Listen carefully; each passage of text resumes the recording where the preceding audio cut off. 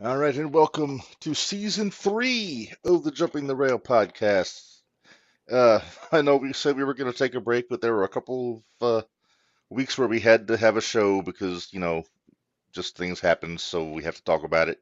But this is officially the first show back. This is Mark Redmond coming to you from the Noodles position in Champaign, Illinois, joined as always by my buddy Menders. And Menders, I don't know what we're going to talk about today. Yeah, there's nothing going. What do you want to talk It's about, been a Red? it's a slow news week in the world of professional wrestling. Sure was. It was terribly slow. So much was not going on. Yes. Oh my goodness. So there's things that happened that we haven't talked about because, well, like I said, we didn't focus on it because All In happened, of course, in the time since we've been away, and then this past weekend we had Payback from the WWE. We had All Out, which actually, as full disclosure, as we're speaking, I've got the main event on my iPad here because I haven't seen the whole show yet. Uh, so I'm catching up on the end of that while we're talking here. But uh, but yeah, overall, it's the in ring this weekend actually was not bad, Menders. I actually enjoyed both shows if you think about it. I, I hate to say it, but yeah, Full disclosure, I didn't know what to expect going into All Out when I turned it on I didn't either. because I I don't know if you really. noticed. Hey, I I don't know. decided not to buy it Sunday, and I decided to buy it what this morning. This afternoon, I think.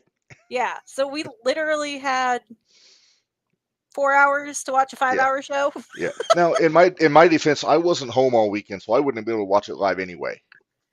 I In was my off. defense, I didn't want to see a show where I thought the crowd was going to take it over, which they still kind of did. But They did in like in the Bucks match, they were a little salty. I'm sure we'll get there. I got lots to say about that match. Yeah. Oh, there's AJ. Little has happened in wrestling. He got pissed at work and put his coworker in a chokehold. Justified. Justified. Has to be Justified. justified. It has to be justified. That's right. Uh, so I know we're gonna have somebody joining us here in a bit once he gets home from work and set up. But Minder, Well, why should don't we we? start with Payback? Let's Let's start let's with get the Payback. WWF out of the way. E That's done. WWE. Don't get sued. Whatever. Sorry. Get the F out. Sorry. We're not Yeah. pandas hitting each other with chairs. Uh, Yeah. yeah. Yeah. I thought Payback was a really good show when I watched it. I watched it back yesterday when I got home. I watched it as it was happening. Hmm. I think. Yeah, I did. Yeah, I spent my weekend's just a blur because I didn't do anything. So every Well, day where is were you running gonna go? together. Yeah, exactly. But I was impressed with the Trish and Becky match. That was a lot better than I thought it was going to be. In Yeah. fact, when it came on, I was kind of like, Oh, that really? was This that is was what a we're doing? that was a great opener. I thought. Well, part of me was like, good, it's out of the way. We don't have to watch it later. But Well, there then I was was that. pleasantly surprised. I was pleasantly surprised. So, I mean, it wasn't like a great pay per view, but it was fine. I didn't think there was anything terrible on it. Well, No. yeah, no.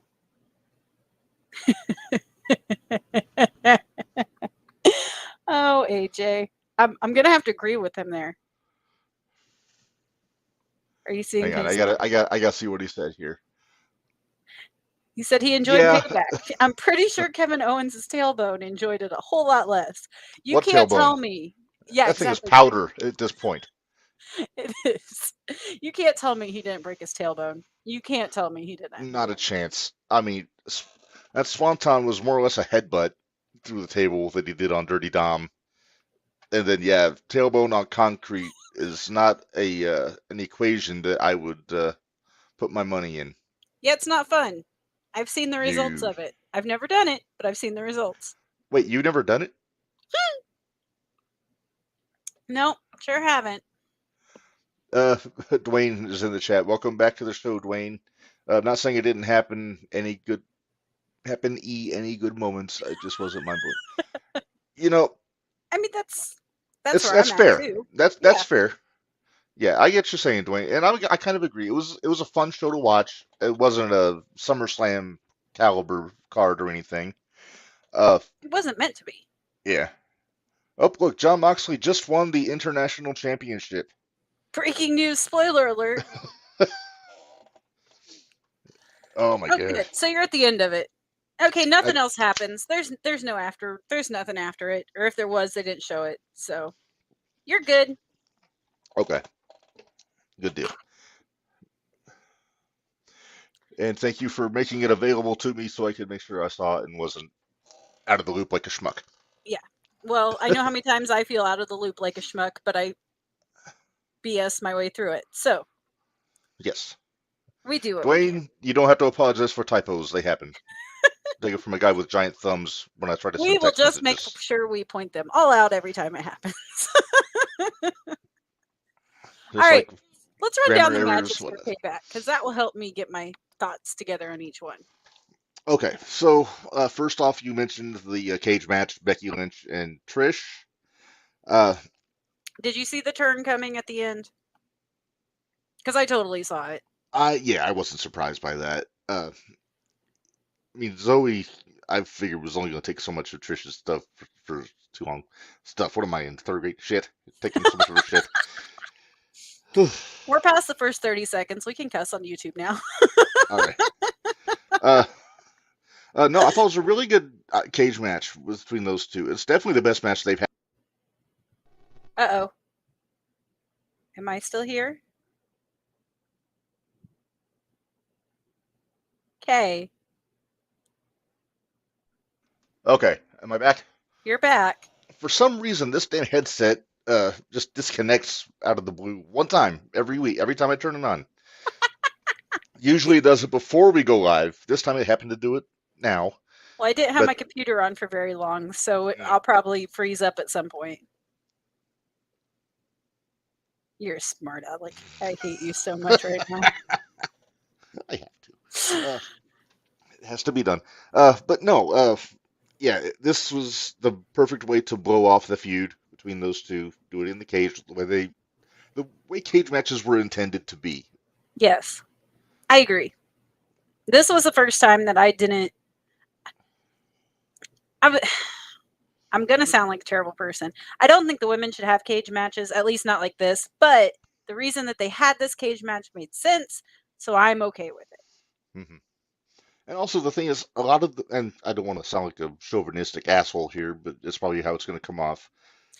A lot of the girls aren't don't work the styles that would Needs to be worked. flourish in a cage. Yeah, as I say, it needs to be worked. Yeah, Yeah, I mean, it's bad enough they have cage matches with no blood. That's right. always a sticking point with me. But Although we didn't get blood, iPad, but holy crap, no, the welt on that Trisha's forehead. oh Holy yeah, crap, that thing was crazy. ugly. Ugly. She's a tough chick, that's for sure. She is. But Thank you, man, Trish. How about that? There you thank you, go. Trish. Yep. She managed to get she managed to get Becky and Zoe over in the span of half an hour. Right. Just not bad. It's pretty good. It's pretty Yeah, good. and then not for nothing, I know it's jumping ahead a little bit. Then Zoe had a hell of a match with Shayna last night on Raw. I missed the beginning half of Raw, so I caught the last half. I caught the important part. Okay, okay, yeah, not a bad Raw. It was almost a lady hoss fight. It was her and Shayna Baszler. Shayna got the Well, win, I can see Zoe's but Zoe tough. looked good in it. Zoe's tough. Okay, Yeah. I'm not going that far, Dwayne. Wait, what? Hang on, I missed something. Switch back to your comments. Oh, Trish is definitely the goat. You know what? I would say yes 5 years ago. Uh, Okay. Nowadays, I think there's competition, but there was a while when I would agree with that comment, just from her original run. Oh, and then AJ's comment. Honestly, I was super excited for the cage match just because I was ready for it at SummerSlam and it didn't happen there. And then the rivalry just kind of kept going. Becky and Trish delivered, though. They did. You know, in hindsight, I'm glad it didn't happen to SummerSlam because it would have gotten lost in all the other stuff going on. Yes, it would have. This way it stood out a little bit. Let me think. What was the next match on Payback. I should know this because I just watched it yesterday. Uh, Do I need to pop it on my phone so I can see what it is? Here, yeah, you give me a probably minute. should. All right, let's see. Yeah, I was camping all weekend, so I didn't see any of this stuff. So I'm kind of in the WWE Payback. let's see. Okay. Wikipedia is never wrong. Close enough. We'll figure it out. I just need match results. Yeah, that's what I was going for too. Event. Let's That didn't see. help. All right, first match. Okay. Oh, Oh, okay. Yeah. LA Knight and The Miz was the second match with John was Cena that the as the second one? referee. Okay. Yeah. Uh, Fun little exchange between Cena and The Miz before the match. But, Do we those really two need always work this well again? together. Do we What? really need this again? John Cena and The What? Miz. It's been a while. Okay. Dwayne, you are wrong, sir. The tag title match was the semi-main event. So, thank you for trying. Nice try. That I do remember. Nice try. Hey, I appreciate the effort, though. I really do. Yes, we need it. But yeah. But yeah, LA Knight gets the win on The Miz. No big surprise there. I thought it was a fun match. You don't see Miz have a lot of bad matches. As Maybe it's much as just I me. hate, I know I hate to admit it, but if the Miz is in there, Miz is he's gonna sell. He's gonna work, Hmm. and Oh yeah, he's gonna he's do it gonna get the safely. crowd pissed at him. Yeah. Exactly. He can get somebody over fairly quickly. Um, Hmm. if they don't keep pushing LA Knight, though, they're missing out on a prime opportunity because he is ready to be shot to the moon. He's already halfway Uh, there. well, yeah. So what do you think they should do with him next? 'Cause then you can't say Roman Reigns because he's not ready for that yet. Ray, You think U.S. title yeah, makes it's the sense to only other me? option you really have. It's the only other Yeah, that's title on true. SmackDown. Hmm. Does it have to be a title though? It could just be a top talent to be in the ring with. I uh, I think he right Okay. now he needs. I think it needs to be a belt. Oh, AJ says Royal Rumble. I That's fine, but that's a little too far off in my opinion. Well, let's think about this because yeah, I know that's the only two. I mean, Jimmy, I'm getting mixed up. Jey Uso just showed up on Raw last night, and I almost got confused because on the show Adam Pearce said that they're gonna have to send somebody from Raw over to SmackDown as like Have you a seen what the compensation. dirt sheets are saying? I don't read those things, Menders. Well, Adam Pearce was wearing an American flag tie last night. I did notice that. So About a week early.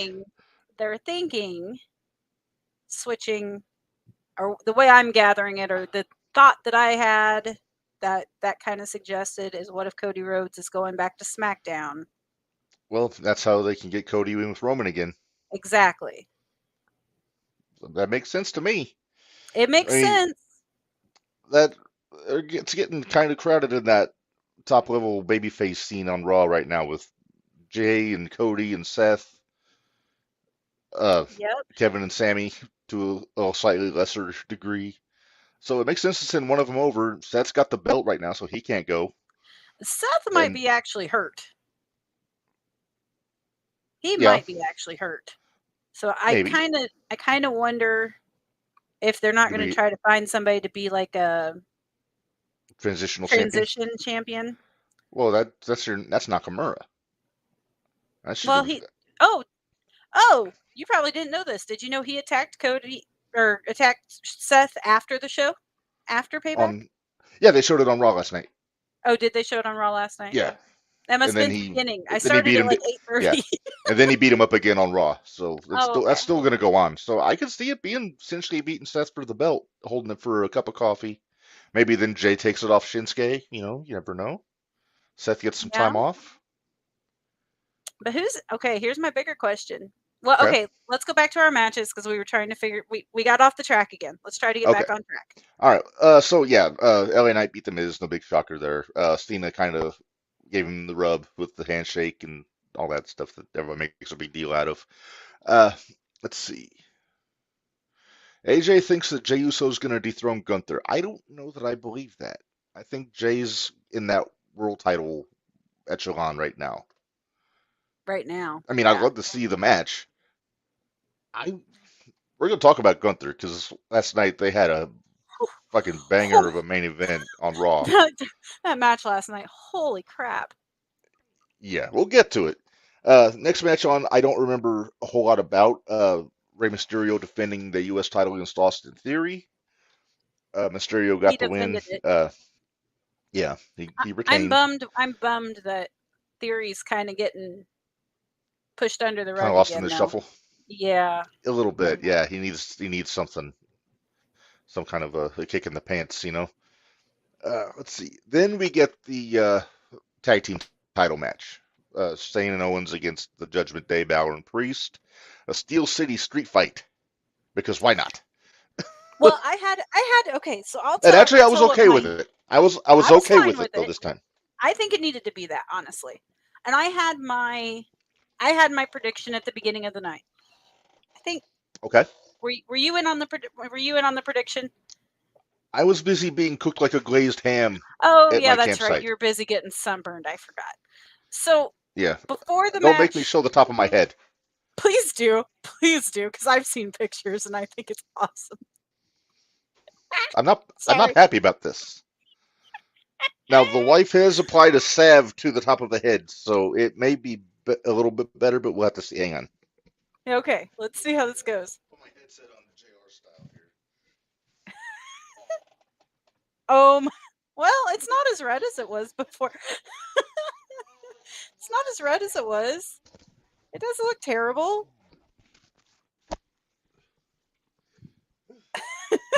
Can you manage getting the headset back on? There we Oh yeah, go. I'm He got fine. it back That's on. why that's why I have the hat on for protection purposes. But yeah, the wife eloquently mused that it looked like a flesh-colored yarmulke. Kind of does. I'll ask later what you had on your head that you got that sunburn. So, but anyway, I had said that if Sammy and KO would have won or if Sammy and KO would have won that tag championship, Mm-hmm. Priest was cashing in, and Mm-hmm. that was how they were going to get rid of Finn. That was how they were going to break the Judgment Day. Mm. Okay. Because then Finn would have been the only one without a belt. Mm. Because you would Yeah. have had Dom with Weak link. the North Dom would American. have Yeah. his North American. Rhea's got the women's. Or Damien or would as have. Michael Cole or as Michael Cole called it, the World Heavyweight Championship for women. That was his words last night. I think he got a little Oh, Michael tongue-tied. Cole. Oh, Cole. But what was it? He said something the other night too, and I don't remember what it was. I wrote it out. I Was it was like, was it oh, Larry was it Lariat Clothesline? yeah, lariat clothesline. I was like, Okay, now I what? took issue with that also. It's like calling a hamburger sandwich, if you ask me. Yeah, Uh, exactly. but Bully Ray made a good point today on Busted Open because he caught that too. But he pointed out that not all of the young viewers that watch Raw know what a lariat is, so maybe he added clothesline to it to kind of give it a little context. So I bought that. That's fine. If it was Joey Styles, he wouldn't have called it a lariat because ECW fans know what the fuck a lariat is. I'm just saying. But Yeah. but no, but Bully did make a good point though that a lot of the kids probably don't know what a lariat is. So I allowed Okay. it. Okay. All right. The match was Learn. awesome. Learn, kids. Learn. Learn. Yes. Uh, I think this was the perfect way to use the rest of the group in this match. The way they did it. Yes. Yes. It was in phases. Dominic runs out first. He gets put through the table, gets beat up. Then McDonough comes out, and then finally the big exclamation point was Rhea spearing KO through that barricade, which was Which, before her match, by the way. right. Right. Now, here's the only thing. I was a little disappointed in how the spear looked. It didn't And look great. maybe it's because I'm a I little bit more judgmental and I'm cranky sometimes. Maybe I was just cranky, but I thought it looked, what? yeah, I know, right? Especially here lately. I've been real cranky lately. Yeah, Rhea out of Well, nowhere with the spear. We'll go with that. That's fine. mhm. But I think maybe it yeah, looked wonky because she was protecting herself because she knew she had a match. probably. That was probably why it looked wonky. But hey, Yeah, KO took it. And like we were talking about earlier, KO's tailbone was no longer existing by this point. yeah. Hey, Um, what about the old Crimson Mask on Kevin in that match? At one point, he got some good color in that match.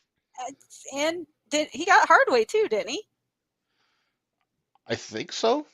I don't know that he would have been permitted to blade, Yeah, I think he got it Hardway. but So yeah, yeah. Of course, they wiped him down so he wasn't bleeding at the end of the match, which that's fine. You got the shot though. You got the look. You got to yeah, see it. So, I was actually let's see. surprised. I was surprised. I didn't think Judgment Day was going to pull it off. I really was surprised because I thought Yeah, they'd I leave the could have belts seen on it. KO and Sammy for a while, but I also knew Sammy was Well, hurt. I think KO's a little banged up too at this point. Yeah, so maybe they all Uh, asked for a break, which fine, although whatever. they although from what I hear, they do have a match at the Superstar Spectacle in India next Friday or this coming Friday with Indus Sher. Oh, okay, So, but after that, you never know. Maybe after that they'll take a little break. Maybe Sammy's going to start running with Jay a little bit, do something. maybe. But will I don't know. Are they going to put them back together? Do, or I is this would. all? I mean, Is they make this a good team. all? Or is this all a ploy by the bloodline to get all the gold again? Oh, come on, you're getting ahead of yourself here. Am I? Maybe a little bit. I think you're Okay. overthinking this, Menders. I'm Uh, wanting this. I'm like, are they gonna? Well, that's because it seems like you have to overthink everything in order to get it to get there. But it's okay. well, maybe a little bit. Let's see. So yeah, I was okay. I was hoping last night they'd have new belts, but instead Damien got the brand new Senior Money in the Bank briefcase. It's purple. It looks good. So yeah, And it looks good. yeah. Okay. Now this match I want to talk with you about because it sounded like you had thoughts. Rhea Ripley defending the women's title against Raquel Rodriguez. I thought it was a good match. Raquel's not ready. She's not ready to carry the women's division. I agree with that. And so watching all of it, I had that in my head the entire time. Oh, okay. So as I'm watching it, I couldn't get sucked. I didn't get sucked into it like I'm sure a lot of people did. Like, oh my gosh, Right. Raquel might have a chance to win this. She's not ready. No, I didn't think she was going to win, but they made it look good though. They I did. mean, a lot of people criticize Raquel's technique a little bit. I mean, she's a She's big still athlete, green. so She's not she's that still far out very of green. NXT. She's not too long out of developmental. I think she's what been maybe A 3 year, years maybe? in the system Has it on been the main 3? roster. About it, I think on the main roster almost probably a year and a half. Year and a half. But I'd take a year and a half on the but main, how much of that? but But how much of that was she hurt for? right. And how much of Or that? And she's always been in not a being on tag. TV? And she's always been in a Yeah, tag. yeah. This There's a was big difference between a this tag team match and a singles match. Huge difference. very much, very much. And I thought she put up a good fight. She had some cool power spots in that match with Rhea. She It did. was cool seeing Rhea in the ring with somebody that could match her like strength for strength a little bit. She's someone that I could see with a little bit more work that she will be somebody that will be a threat to Rhea. Oh, But right now she's absolutely, not. yeah. And The AJ back. has a good point. Yeah, the Bam Bam Oh, Bigelow tribute. yes, that was a nice touch. Dwayne says women's match okay, nothing spectacular. Yeah, that's kind of where we all kind of fall on that one. But yeah, Rhea defending the title's a no-brainer. She's pretty much the biggest, I'd say, biggest women's star in all of wrestling at this point. Right I now, mean, yes, across all companies. I'd Uh, agree. But I've always been a yeah. fan of Rhea, so she'll always be my number one Oh up yeah. there. But Right. Even when she was in NXT UK. I I remember the first time she caught my eye when she was in the first Mae Young Classic. Ah, okay. So, Yeah, I really liked her and work in that was when NXT she was UK. still long blonde hair. Oh yeah, but she typical was almost like every other. Charlotte. Yeah, She was like a Charlotte lookalike almost. Then when yeah, she went and she, to UK, she kind of got to be her. She got to develop that nightmare character, which and is then great. just off to the races. Yeah, Yes, she is. I say it every episode. She's our generation's Sherry Martel at this point, she is, and just I'm for here everything for that she it. does. Yeah, Let's watch it. yeah, I'm good. I'm good with yep. it. All right. Well, let's talk about the main event. Menders, Seth Rollins against Shinsuke Nakamura. And this is the Nakamura I've been waiting for since he was in New Japan. I love how they've been presenting Shinsuke the last few weeks with the promos in Japanese with the subtitles. I liked the cartoon thing at the beginning of his entrance that they had on the screen. This his overall demeanor. He's Stacy pointed it out last night. My wife, she said he looked like an evil bastard. He was like, yeah, he did, just with his I body like Evil language and Bastard. I like Evil yeah. Bastard But you, Shinsuke, hmm but it I was like my chaos heels. Shinsuke. So Yes, there you go. yeah. Really good match. Definitely, I think it's the best match Shinsuke's had since I think probably the Mania match with AJ. Yeah, If I had to compare it, a couple spots and knowing what we know about Seth being hurt, whether it's storyline or not, I tend to think that it's legit. I thought that we might get a new champion last night, whether it was Shinsuke winning or Priest cashing in. yeah. When I knew it wasn't going to be Priest when Judgment Day won the belts. Well, yeah, I didn't think they would do that. Um, but I'm with you. I really thought he was going to drop the belt to Shinsuke last night or Sunday night or Saturday night. Saturday. Too much wrestling all at the same time. Too much. Yes. Yeah. But I I'm debating whether I should show my Tony Icarus picture at some point on this show, but yeah, we got to talk about this at some point too. oh, we will. But Uh, yeah, that they I actually mean, did something cool. go ahead. Last night, I told you Shinsuke beat up on Seth last night. It was Mhm. just a pull apart, but they left Seth laying, working on the back as usual, like ran him into the steps and the barricade, all that stuff. And while they were doing it, they were showing Priest in the back with Rhea holding the briefcase, watching the monitor. And then after Shinsuke got taken to the back, they went back to Priest, and Rhea said, "Not tonight." So they were teasing the cash in real subtly last night, like actually showing the mental process, not just seeing some guy just run out with a briefcase and a referee. Yeah, Dwayne I like that. Dwayne says Seth will drop the belt on a bigger stage. I don't know if he's going to be able to. I think it's going to be You soon. know where I think If he'll drop it? If he's going to drop it, it'll be at Fastlane. think so, Yeah, that's the next pay per view, isn't it? I believe it Well, is. Yeah, it's premium, whatever. premium live event. Yeah, that. You gotta call it what it is, vendors. I was I couldn't remember what the rest of it is. I still call them PPVs. Sorry. Yeah, that's what I call it. A horse by any other name is still a horse, as they say. Right. Unless it, never mind. I'm terrible. Yeah, because Fastlane's coming up. It's going to be an indie. Oh yeah. Hey, fitting location for Fastlane. Cars racing fast, vroom vroom. Dwayne Vroom says vroom. Fastlane is the day before his birthday. So happy birthday, Dwayne! You're getting a new world champion. It sounds like. If there has never been a good Fastlane, AJ says. It'll be Survivor Series or Rumble. Well, that's predictable. Survivor Series, they usually don't have title matches on. The Rumble, possibly. Maybe. You never know. It If depends he's on willing to go how. that long, I was going to say, it depends on how much Seth's back's hurt. right? Really. Yeah. What did he say? Two fractures in his lumbar Yeah. And his section of his lower back? back. Yeah. So that's Yeah, where he's that's landing similar to all the time. Michael's injury Yeah. when Let's Sean not broke do his that. back. It was in that lumbar spine area. So, I mean, Let's not do that. Let's not go back down yeah, that road. yeah. Don't be Darby Allin, Seth. Just work smarter, not Oh my harder. God. Yeah, I got opinions about that match too. Both of them. Oh, I'm sure you do. All right. So that was fast. That was fast. That was payback.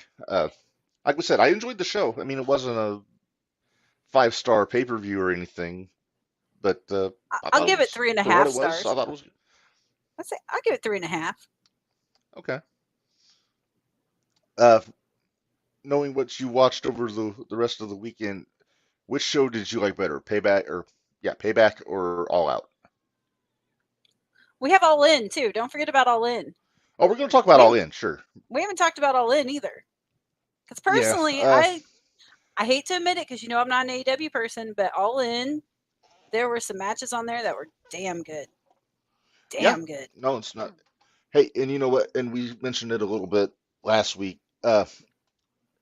The fact that they pulled 80,000 people with barely a handful of matches announced is pretty impressive. With it being a So, dark show. It's supposed to be a with it, dark show. yes, and not AEW dark Noodles, like on leave him YouTube, alone. I but saw you sneak in. she's happy to be home. She was gone for 4 days because we went camping and we had to board the cats at the vet, so they just came home today. So she's a little clingy, so Ah, I'll allow it.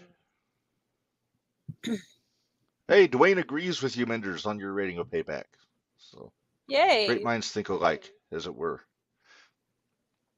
All right. Well, before we get into the real fireworks from this weekend, let's talk about All In a little bit. Uh, Let's talk about Raw. We haven't talked about Gunther's match yet. oh well, why don't let's talk about Gunther's match. Number one, the job that they did the whole night, basically building up that Intercontinental title with all the little video segments and everything, was awesome. The promos were good between the two of them. Chad stayed serious, didn't get all shoosh crazy like he does sometimes. That's the Chad I like. I want serious Yes. Chad. Yeah, this was a match Because, that reminded everybody just how freaking good he is in the ring. well, and you saw Because who, did you see who built the, or who did the match? The, who agented it? who, yeah, No, it was I didn't Jason see. Jordan. Jason Jordan. Oh, there you go. Well, he'd So know. he, get the old Alpha Academy back. Well, American Alpha Alpha. Academy? American Alpha. There we go. Alpha Academy's Gable Otis. Yeah. No, American Alpha. I miss Now, American Alpha. Dwayne, Miz was fighting John Cena. You just couldn't see him. You know what they Brad, say about a guy that can wrestle a broomstick? That's what the Miz he's an did idiot. with Invisible John Cena. Uh, Call Dwayne an idiot. I'm I'm not. I hate to admit that I'm agreeing with him because I thought that was really Oh, dumb too. it was But corny, but what do you hey, if expect from anybody the can make Miz it though? work, if anybody can make it Exactly. work, it's the Miz. Yes, I will say that and make it as believable as possible. Sure, that's it. It's true. I had to adjust my Gentry's album over here because it was getting a little close to the edge of the table. I had to move it over. Uh, No. yeah, uh, yeah. The Miz TV was a little ridiculous, but uh, I'm Did you? intrigued by Ciampa talking with Pierce Uh, in the office.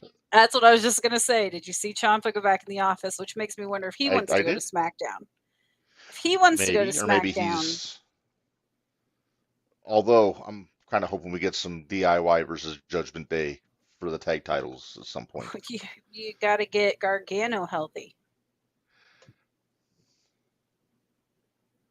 Hey, Okay.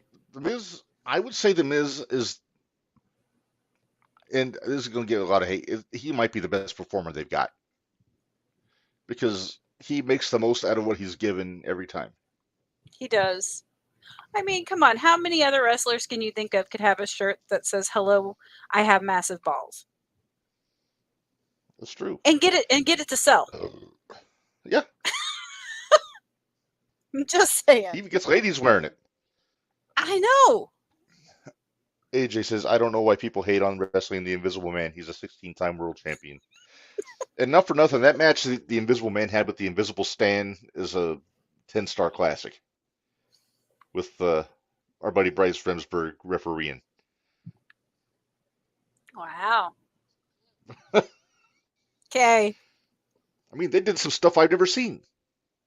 I'm sure. Rab, you know I love you, right? How could you not? I'm a delight. Oh boy. But Oh my yeah. goodness. So yeah, I'm interested to Uh, see where that's going. I hmm was hoping hmm for some DIY, but right now with Champa beating Bronson Reed the last time, I think that's done. Did I they have hope any so. more of that on before I watched it last night? No, they didn't. Okay. I kind of hope Bronson's the one that goes to SmackDown, get some fresh opponents, and get a new push. But But what's he going to go for? bodies. He's just gonna Bodies. Okay. go to hurt people. But Okay. I know the Cody thing makes more sense to do. But I like my horses. I want to see my I boys treated good. We'll talk about your hosses here in a little bit because you had a lot of good hoss fights that happened at Oh, AEW. I So, really there was so many good house fights this weekend. but so Gunther and Gable, I you know what? They pushed it so much about how if Gunther was going to break Honky Tonk's record so much that Mhm. they had me thinking, are they really going to drop this belt? Is Gunther really going to drop this belt to Gable? And then I saw his kids in the audience, Uh-huh. and I was like, Mhm. they might actually pull the trigger. They might actually pull the trigger and let it be 2 days away. I was like, please don't, please don't. They don't like the honky tonk man enough to do that. They had a credible guy to be believable in passing them up. They were going to go with it, and I'm all for it. I love the honky tonk man, but Gunther is so good. Uh, Yeah, my favorite guy on the roster right now, hands down. Him and Ilya Dragunov on NXT are my two favorites. no, I love Ilya. That's why. And Busted Open, they were talking about this match for a good majority of the show today. And the question came I'd up, believe who's it. going to beat Gunther? Then It's they got to be started Ilya. discussing who's. I think it's got to be Ilya. He's already beaten him for a title before. Yep, He's not doing much in NXT right now. I think he's ready to come up. And they I were all think he throwing is around like too. caller. People were calling in saying it's got to be Jey Uso or it's going to be Randy Orton. It's like that doesn't help Gunther. It doesn't make any sense. No. I mean, shoot, even bring Ilya up and have Gunther beat him, then at least it's a continuance Did of the feud that they had. Are they in a? Have they got their three in already? Have we seen all three of theirs yet? If you Two. watched NXT, it's only two, so this If would be you the rubber. one in one in UK, one in NXT, so this would be the rubber match. Okay. Yes, please sign me up. Take my money. Right. Yes. Another guy who I wouldn't mind seeing if they were to bring somebody up from NXT, because that's an option. Some people were saying Braun Breaker, kind of on the nose, if you ask me. Uh, he's got a I match tonight with Von Wagner that should be interesting. Confusing to pronounce the athletes in the middle of the match, but I'm Has Von thinking Wagner gotten better? I haven't been watching NXT lately. he's actually not bad. He's Has he still a gotten little better? rough around the Okay. edges. He has improved. Not Okay. in the like acting in the promos or anything, but Well, in ring he's all right. Uh, he got that Beverly Brothers legacy that he's got yeah. to defend, you know. Uh, but no, it's my first choice is Ilya Dragunov, absolutely. Another guy that a lot of people don't think about. What about Tyler Bate? Tyler Bate. Is Trent Seven still in there? He's gone. Any of those guys? Is he gone? Uh, he went back to the UK. I don't blame He him. had a cup of coffee with AEW, but he didn't ever get signed. He just did a couple matches Gotcha. there. Because yeah, Tyler Bate definitely he had a banger with Gunther a few times too. Hmm Hey, Um, what Pete Dunne if they were to drop the Butch if he quit business being and let him Butch, go back to beat? Yeah, if he quit being Butch, I'd be down for it. You know, yeah. Kofi's still around. and there's still always Drew. You know, there's I think Drew's gonna go up to the world title picture uh, as a heel. I think he's gonna turn on Riddle sooner than later because everybody's I gonna mean turn on Riddle sooner than Riddle's later. very irritating, and Drew doesn't seem like the type to suffer irritating people. He So doesn't I'm want to be sure, remembered as the guy that was in the 3-man band. So, right. So he's going to be in Glass Bro. oh God, That's what they were calling it last night.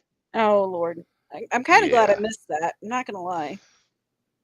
Yeah, but Drew is so good, and he's such a good heel. You would, Dwayne. You would. He likes Matt Riddle. Well, Matt seems I like an don't like affable his fellow. character. I don't mind his in ring work, but In ring, I'm he's not. fine. Oh, Yeah, the character is did so. he wrestle last night? Who, Riddle? Yeah. Yeah, they had a tag match. It was Drew and What flew Riddle out against of the his ass? Vikings. Nothing. They didn't show it.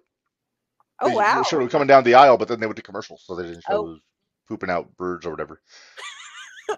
don't forget Vikings one time it won. was kangaroos was one time Yeah, too. raccoons once. I think giraffes once, which sounds painful. But Exactly. no, it was a tornado tag match. The Vikings won because Kofi accidentally kicked Riddle in the face because he was trying to interfere. But you know Okay. how it is. Yep. That old chestnut. I recorded it, so I'll go back and watch it. I'm But sorry. Spoiler alert. oh, you're fine. If I can fast forward through it, it's just fine. I don't mind. Oh my goodness. Kind of like how I did with some of the matches for All Out.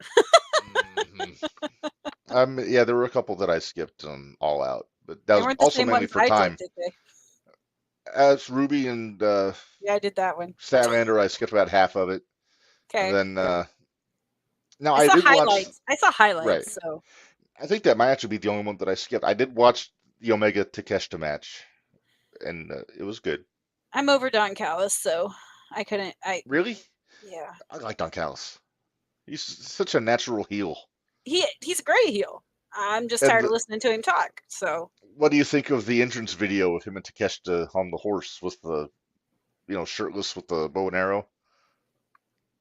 Too much? too much, too Do much. you do you think that Kyle and Marvin should recreate that picture for their entrance No, video? no, no. Please no, no. When Ew, I Kyle can hate have you. the bow and arrow, Rob, Marvin's got the shut up. flag. I hate you so much right now, Rob.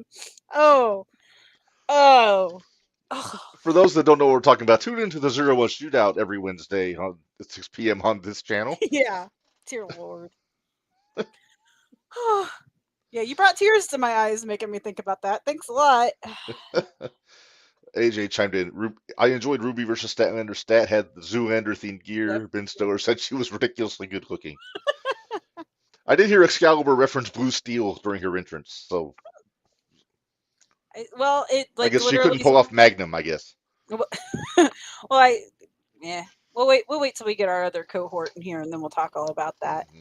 But Have we heard man, from him yet? I haven't. Nor have I. He said he'd be in when he got home, but He ought to be getting close if he got off work on time.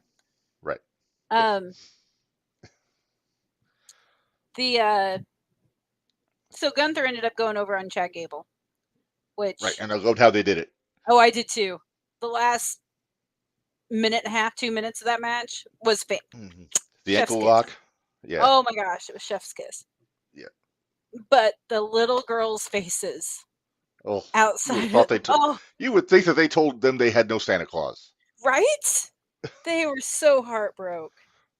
You know, it actually reminded me of when the Miz won the championship and that the angry girl.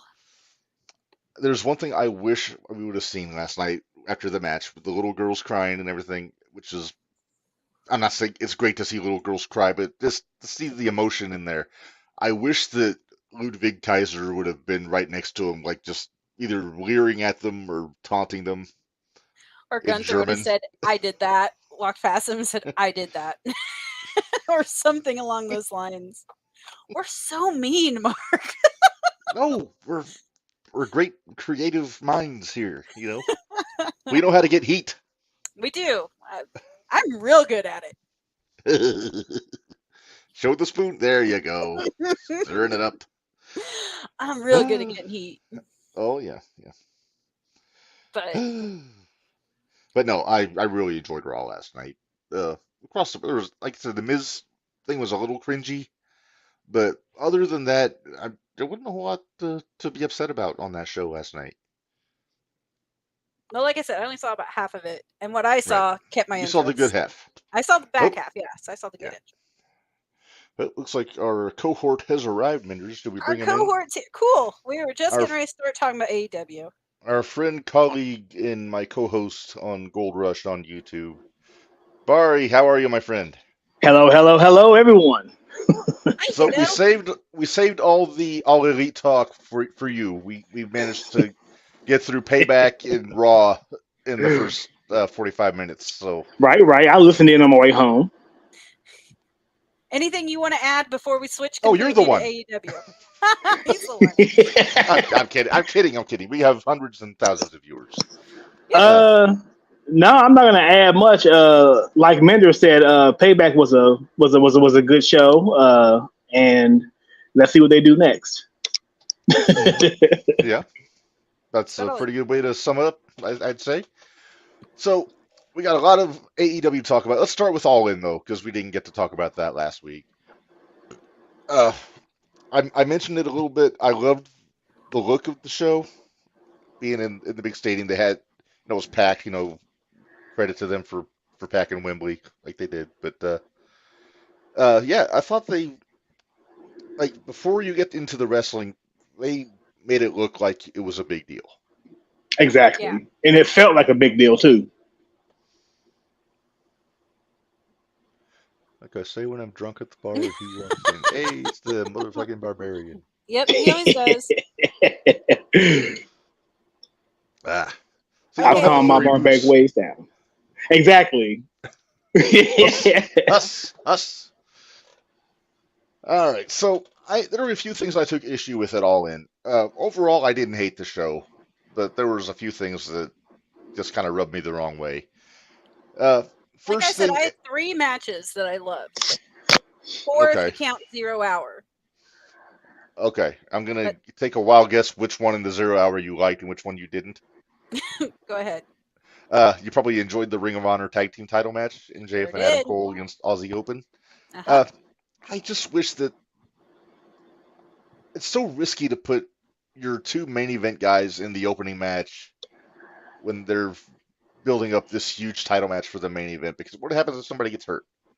You know, Exactly. you got to protect your main event, and Tony didn't do that. But they did have a fun match. I enjoyed the match because I like both those teams. I didn't think they really did anything that was going to get them hurt, though. I thought they were And I smart with think the way and they I did think it. that was by design. I think they Yeah, did I that do on too. purpose. It was by design, and then the match was under 10 minutes as well. So it was a get Yeah. in, get out, switch the Right. belts. I would have Kangaroo kick. yeah. Honestly, I would have saved the tag title match for All Out because I mean it was MJF and Cole against Dark Order on the pay-per-view. Wait, we talking all in or all out? No. I'm talking about All In, but I'm saying I would have saved the match with Aussie Open for All Out Oh, okay. I see what you're saying now. because instead we got Cole and MJF against the Dark Order at All Out. And, Dork order. Get it right. Sorry, I'm not changing that Dork one. odor.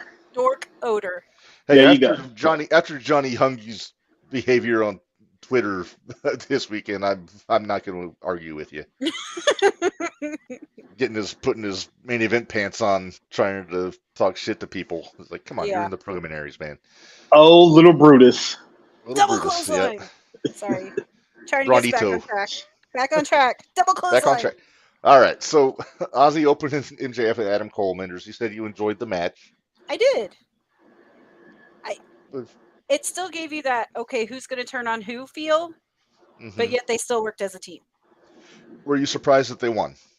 No, I was, I honestly. wasn't.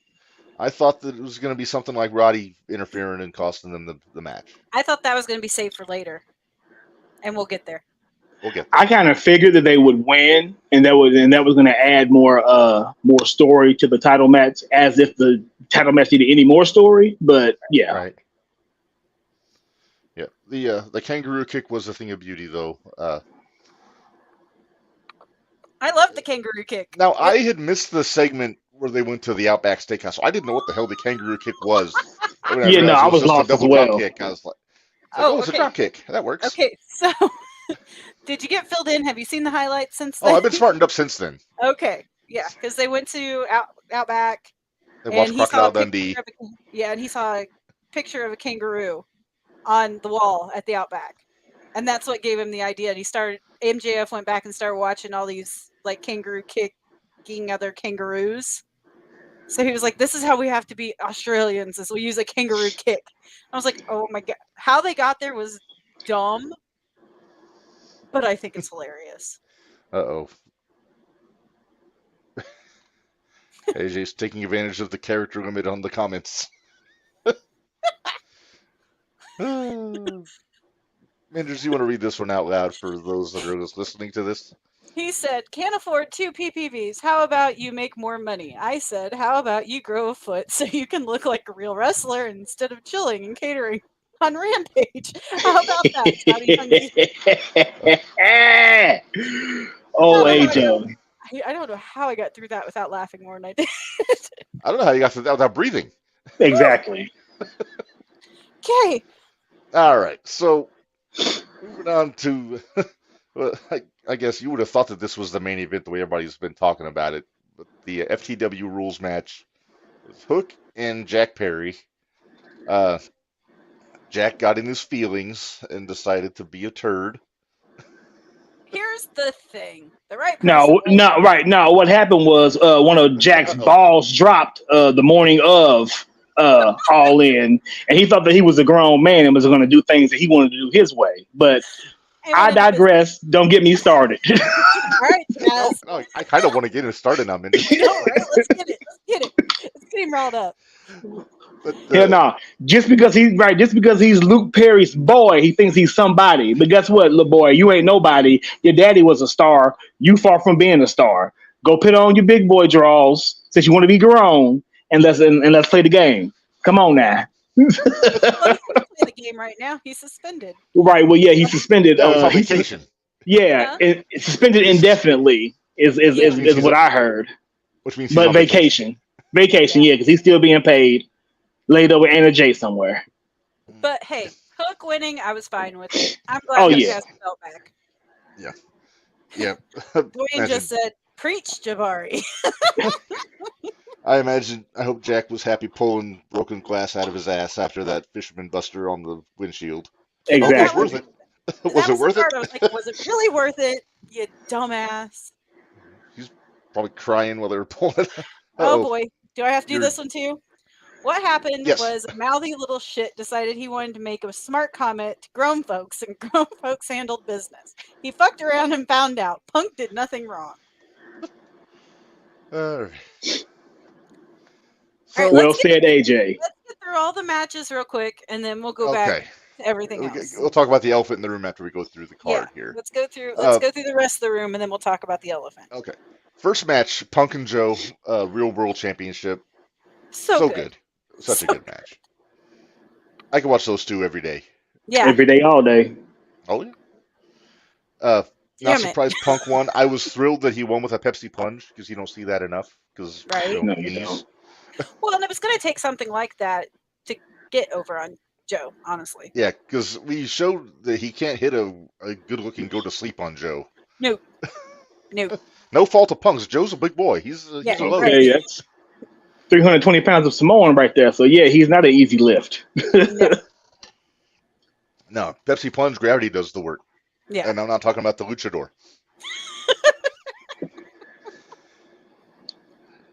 All right, so Next. Punk wins.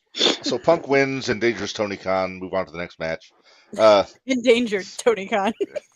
We'll get to it. Second match. I'm trying to remember the order because it was. I got it. I looked it up. Oh, Menders, lay it on me, Menders. What's the second match? We got Bullet Club Gold, Jay and Juice. And But take a shit. Takeshita. I was going to say Takeshita. With Austin and Joey Ogun Uh-huh. and Don Callis defeated the Uh-huh. Golden Elite, which was Kenny, Hangman, Coda. Yeah. There you go. That was it. The Golden Lovers and Adam Page, basically. Yeah. Surprise Penny. I was surprised Kenny took the pin in that match. I wasn't. How else are you going to push more of the Takeshita and Kenny stuff? That's true. But I would have figured they'd like brawl to the back or something, or they Nope. would. They'd be I not can't figured into the decision. Not complaining. I thought it was cool. I like Yeah, Takeshita. and it I like keeps that whole Jay team. Juice strong. Yeah, all three of those. I like that whole team. I just wish they weren't wrestling those three guys. Right. Exactly. Anybody but those three would have been fine. Yeah, The Good things that Hangman Golden lovers. the yeah. hangnail. AJ says Right, the men right man won. won. I like Takeshita and the Bang Bang Gang. Me too. Yeah. I try to avoid buying AEW merchandise because most of it looks ridiculous, but I actually do like that Blue Club Gold shirt. Mm-hmm. So that's sharp. Yeah, it is sharp. But Here I'm I I'm a just bought. Bullet Club mark though. I love Bullet Club. So Well, and here I just bought that FTR and CM Punk shirt. hey, That it's a had the. collector's item. I know. I'm excited. It's a relic now, Mender. Put it Here with the I rest of your also. stash. Most of my stash is a relic. All right. Menders was the Stadium Stampede next. Nope. Yeah, Tag team What was was next? FTR and the Young Oh, Guns. okay. So I watched this show while I was at work, and I had to get up and go and actually work during this match. I missed the entire match. Oh, So this you is gotta, for so you what gotta tell this me about it. match was. This was a damn good match, and I think FTR put most of it together. However, there was still Cucamonga Kid shenanigans, Of course, and so, but I was really surprised that the Bucks let FTR go over. I was stunned. I would have thought the Bucks would have pulled rank and I really thought they would too, especially about the elephant in the room that we're going to talk about later. I thought they'd call an yeah, audible. yeah.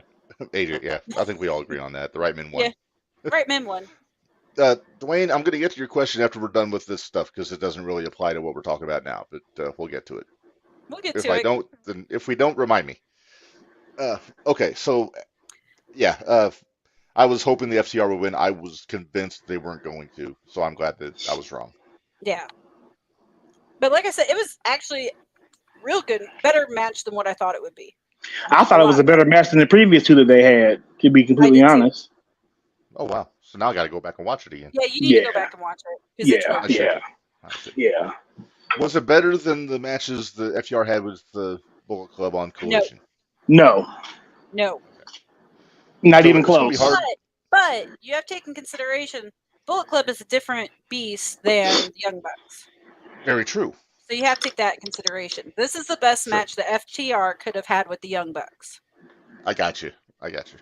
So it's Because not not for necessarily nothing. FTR's best match. Right. Well, no. Not for But nothing. If once we do our year in review episode, which I'm assuming both of you are going to want to jump in on, I'm at 2 out of 3 falls match on Collision might be my match of the year at this point. at this point, that's our Uh, best candidate. Yeah, Tell you Unless what, something Gunther and else Gable happens. made a hell of a case though last night, though. I'm just going to say, yeah. That was a hell of a match last night. Yeah. Lots just of emotion. pure wrestling. You know, It was nice. It Gunther was a says nice the ring is breath of sacred, fresh but air. they made it look like the ring was sacred that night. Mm-hmm. So shout out to them. All right, we're getting off on a tangent, Menders. What a shocker. What's next? Right? Football field fuckery. Football field fuckery, aka the Stadium Stampede match. Uh, Eddie Kingston, Pentagon, El Cerro Miedo, and Pockets and the Best Friends No against pockets. the Oh yeah, pockets was. Pockets was in it. Yeah, he was there. He was there. Remember, he figured into the finish against Blackpool Combat Club, Sands Danielson plus Santana and Ortiz. I love that Santana and Ortiz are back. Hopefully, they're back as a tag team, and hopefully, they aren't always getting booked in this shit because they need to be beefing up that tag team division. Exactly. Before FTR, I said they were the best tag team in AEW, and how they haven't won a tag title at the time they've been up there has been a crime. Oh, hang AJ. on. AJ has thoughts here. Football field fuckery, where Mox had those wood skewers and Pentagon borrowed Matt Hardy's cooler and Sue's cookies were wasted. And Claudio ate the pin of all people. Yeah. Why He's, couldn't he's Useless not take the telling pin? lies. He's not telling He's not lies. wrong. Why couldn't Yuta be pinned? Does he have dirt on somebody that he's getting all these wins? He's got Or, pictures. or He's got pictures. He was I holding. mean, Never I'm mind. sure he's a nice kid, but I mean, it's look at the other guys he's teaming with, and he's the one he's not getting pinned. Claudio, Moxley, Santana Ortiz, and Yuta. It's like Sesame Street. Which one of these is not like the other? You know. Exactly. Uh, there was much fuckery to be experienced in this match. AJ kind of hit the I high points. I I couldn't don't. keep I it don't do straight. skewers. I don't like I, skewers. mm, That is my least favorite, along with syringes, is my least favorite deathmatch spot. Yeah, no. fair When I fair seen when I warning. seen the skew, yeah, when I seen the skewer spot, it was time for me to check out and go get something to eat. Uh-huh. And these are nice, genteel British people watching this show. What do you think they're thinking about Americans at this point? My Oh, they already word. know we're all crazy. Oh, They for already know we're sure. all You know, crazy. true. I mean, shit. Look who we elected president. True. Well, No, you're not wrong. no politics, just wrestling. I broke my own rule. Exactly. Forget No it. politics, just wrestling. Yeah. All right. So football field fuckery, as we've borrowed from the estimable James E. Cornette to describe this match.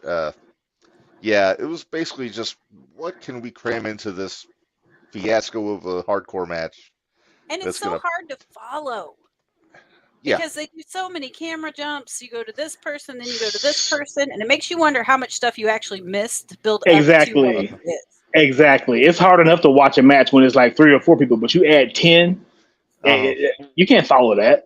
You yeah. can't. AJ says I can understand why you hit a motherfucker with a chair, a kendo stick, or want to put a dude through a table. Wood skewers is where I've had it. Not wrong. Aren't you Uh, glad you missed that match down at Thursday Night Throwdown there, Mark? oh, the Anakin Chan match, Yeah, or they if you had will, wood. Chanakin. Chanakin. They had wood skewers. Yeah, I heard. Uh, I'm honestly surprised they didn't have fire in that Me too. football field fuckery match.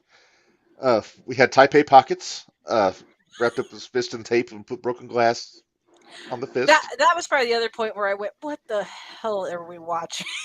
At least it was sugar glass, it wasn't real glass. That's Yeah, true. Crimea River. Cry me a river. You think Claudio would agree to get punched in the face with real glass? No, I think Claudio would have punched Orange in the face and then Yeah, he stubbed the would have. glass on him. He would have dumped his head into the bucket the glass was in. Uh, it's also more proof that Punk and FTR are the smartest guys in the company because they went out there before that match, so they didn't have to roll around in the blood and all the shit. So Not gonna lie, I felt bad about MJF going on. He went on first, so he missed out on it to begin with. yeah, but then he thought he Then was he free was and last. clear. But Those they fans. did. Did you notice they did change the canvas? I did notice that. Yeah, I so noticed that. that's good thinking. All right. Yeah. That's about I all was we can hoping really for. say about that Yeah, so match. that's about it. Kingston and Claudio doing their thing as usual, and then If you're into death matches and that's your thing, you might have enjoyed it. I don't know. It might not have been yeah. brutal enough for you. Did they have to? Oh, I know what I was going to mention. Who the hell did Trent Beretta piss off? Right. You take a guy with a surgically repaired neck and you give him ladder spots of pile drivers, spots through tables, all landing on his head. Trent's the only one I like of the best friends, and I I hate like that he Chuck. has. I like Chucky, but that's You just know how I feel he's about that. grandfathered in. All right, but But I like Trent, and I think Trent's really good. yeah, he's a But really good wrestler. yeah, who the hell did he piss off? Or is he the idiot that says, "Hey, it's all fixed now, so let me go try to do this shit"? Right. Probably They all he's the do. idiot that says that right there. Oh, I'll do it. Oh, I'll do that too. Oh, there He goes wants a to. ladder. I can jump off He of wants. that. He wants to be a team player. It's like, oh, I'll do this. God, But yeah, and then they right. brought his mom over to drive the minivan onto the stage. Wasted all those good cookies Wasted and cookies. the desserts, and I was so Why mad. wouldn't you just? You should have thrown the cookies into the crowd. I'm sorry, biscuits. I guess they were if they were in England. Probably. And then you've got the cookie sheet. You can use that as an implement. Yeah. It's just, yeah. The less said about that match, the better. And I love Eddie Kingston, but yeah. And if you give me Eddie and Mox in a hardcore match, I'm good with it. But Did you see wedged into 10 other guys is too much. Did you see the meme going around that is where Mox was sitting against the barbed wire cable or whatever, and Kingston was laying on him and he's flipping him off, and it says when the brothers just can't seem to get over their fights. I thought it was cute. Which is basically what it was. It is. That's a story they be telling. All right, we All want right. to talk about this next one. What's next? the women's match that we all called from the get-go. Uh-huh. Tony ponying up the bucks for "We Will Rock You," Yeah. So that was cool seeing Paige's family or Soraya's family coming down to the ring with her. I mean, they're Yeah. kind of like the first family of British wrestling, so it made sense. Uh, Oh, but when Tony Storm hit her mom, whoo, hoo, hoo, hoo, yeah, hoo, hoo, hoo, I was like, you that's dumb when bitch. shit You got messed up real. now. I'm surprised that her mom didn't go after her. Right? I was too. Exactly. I'm about to say, yeah, her mom still wrestles. So yeah, I'm surprised that she didn't go after her. Yeah. Oh, AJ. The stream I watched All In on did not include the women's match. Then Pirate said, "I'll deal with AEW's lawyers, but I ain't fucking Queen's lawyers." I don't blame him. I mean, Britt Not Baker, wrong. in my opinion, has really went down I the agree. line. Sheeta's kind of in the She middle. does. She's Well, it looks like Sheeta's going to go after Athena now. okay That was what happened on the 0 hour for for All Saturday, Out. Sunday. Okay. Yeah. Tony Storm. Okay, I love Tony I'm Storm right now. loving this. I'm loving Her this. character is so good. I loved the entrance video where it looked like an old movie screen kind of thing, and she's doing the old Sunset Boulevard kind of starlet angle. Yep. Yeah, She's yeah. lost her What's damn next? mind. Happy birthday, Mr. President. That's right. I'm ready for my close-up, Mr. Juice. Oh, Do you think okay. she calls him Juice at home? She calls him Juicy at home. Right, Juicy.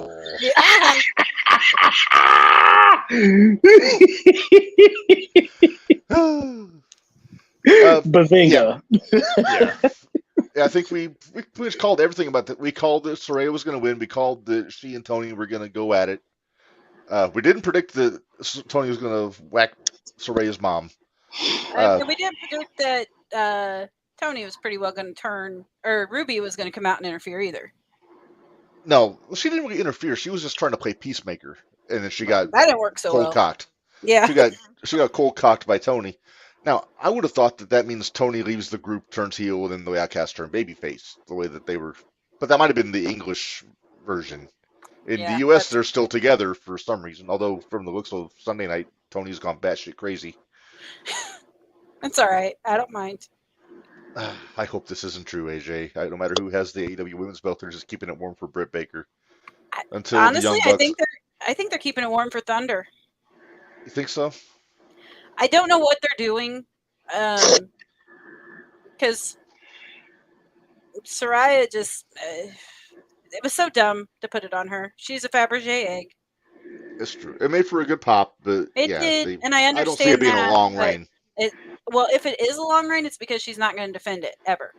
Right. AJ, Tony and Juice seem like that couple where date night means going to a dive bar, getting loaded, and picking a fight with some random strangers, and dipping before the cops show up. Sounds like a good about time right. to me. Yeah. It's a Friday night on payday weekend right there. Exactly. Like Muskogee, Oklahoma on a Saturday night, according to the Jim Old Ross. Muskogee.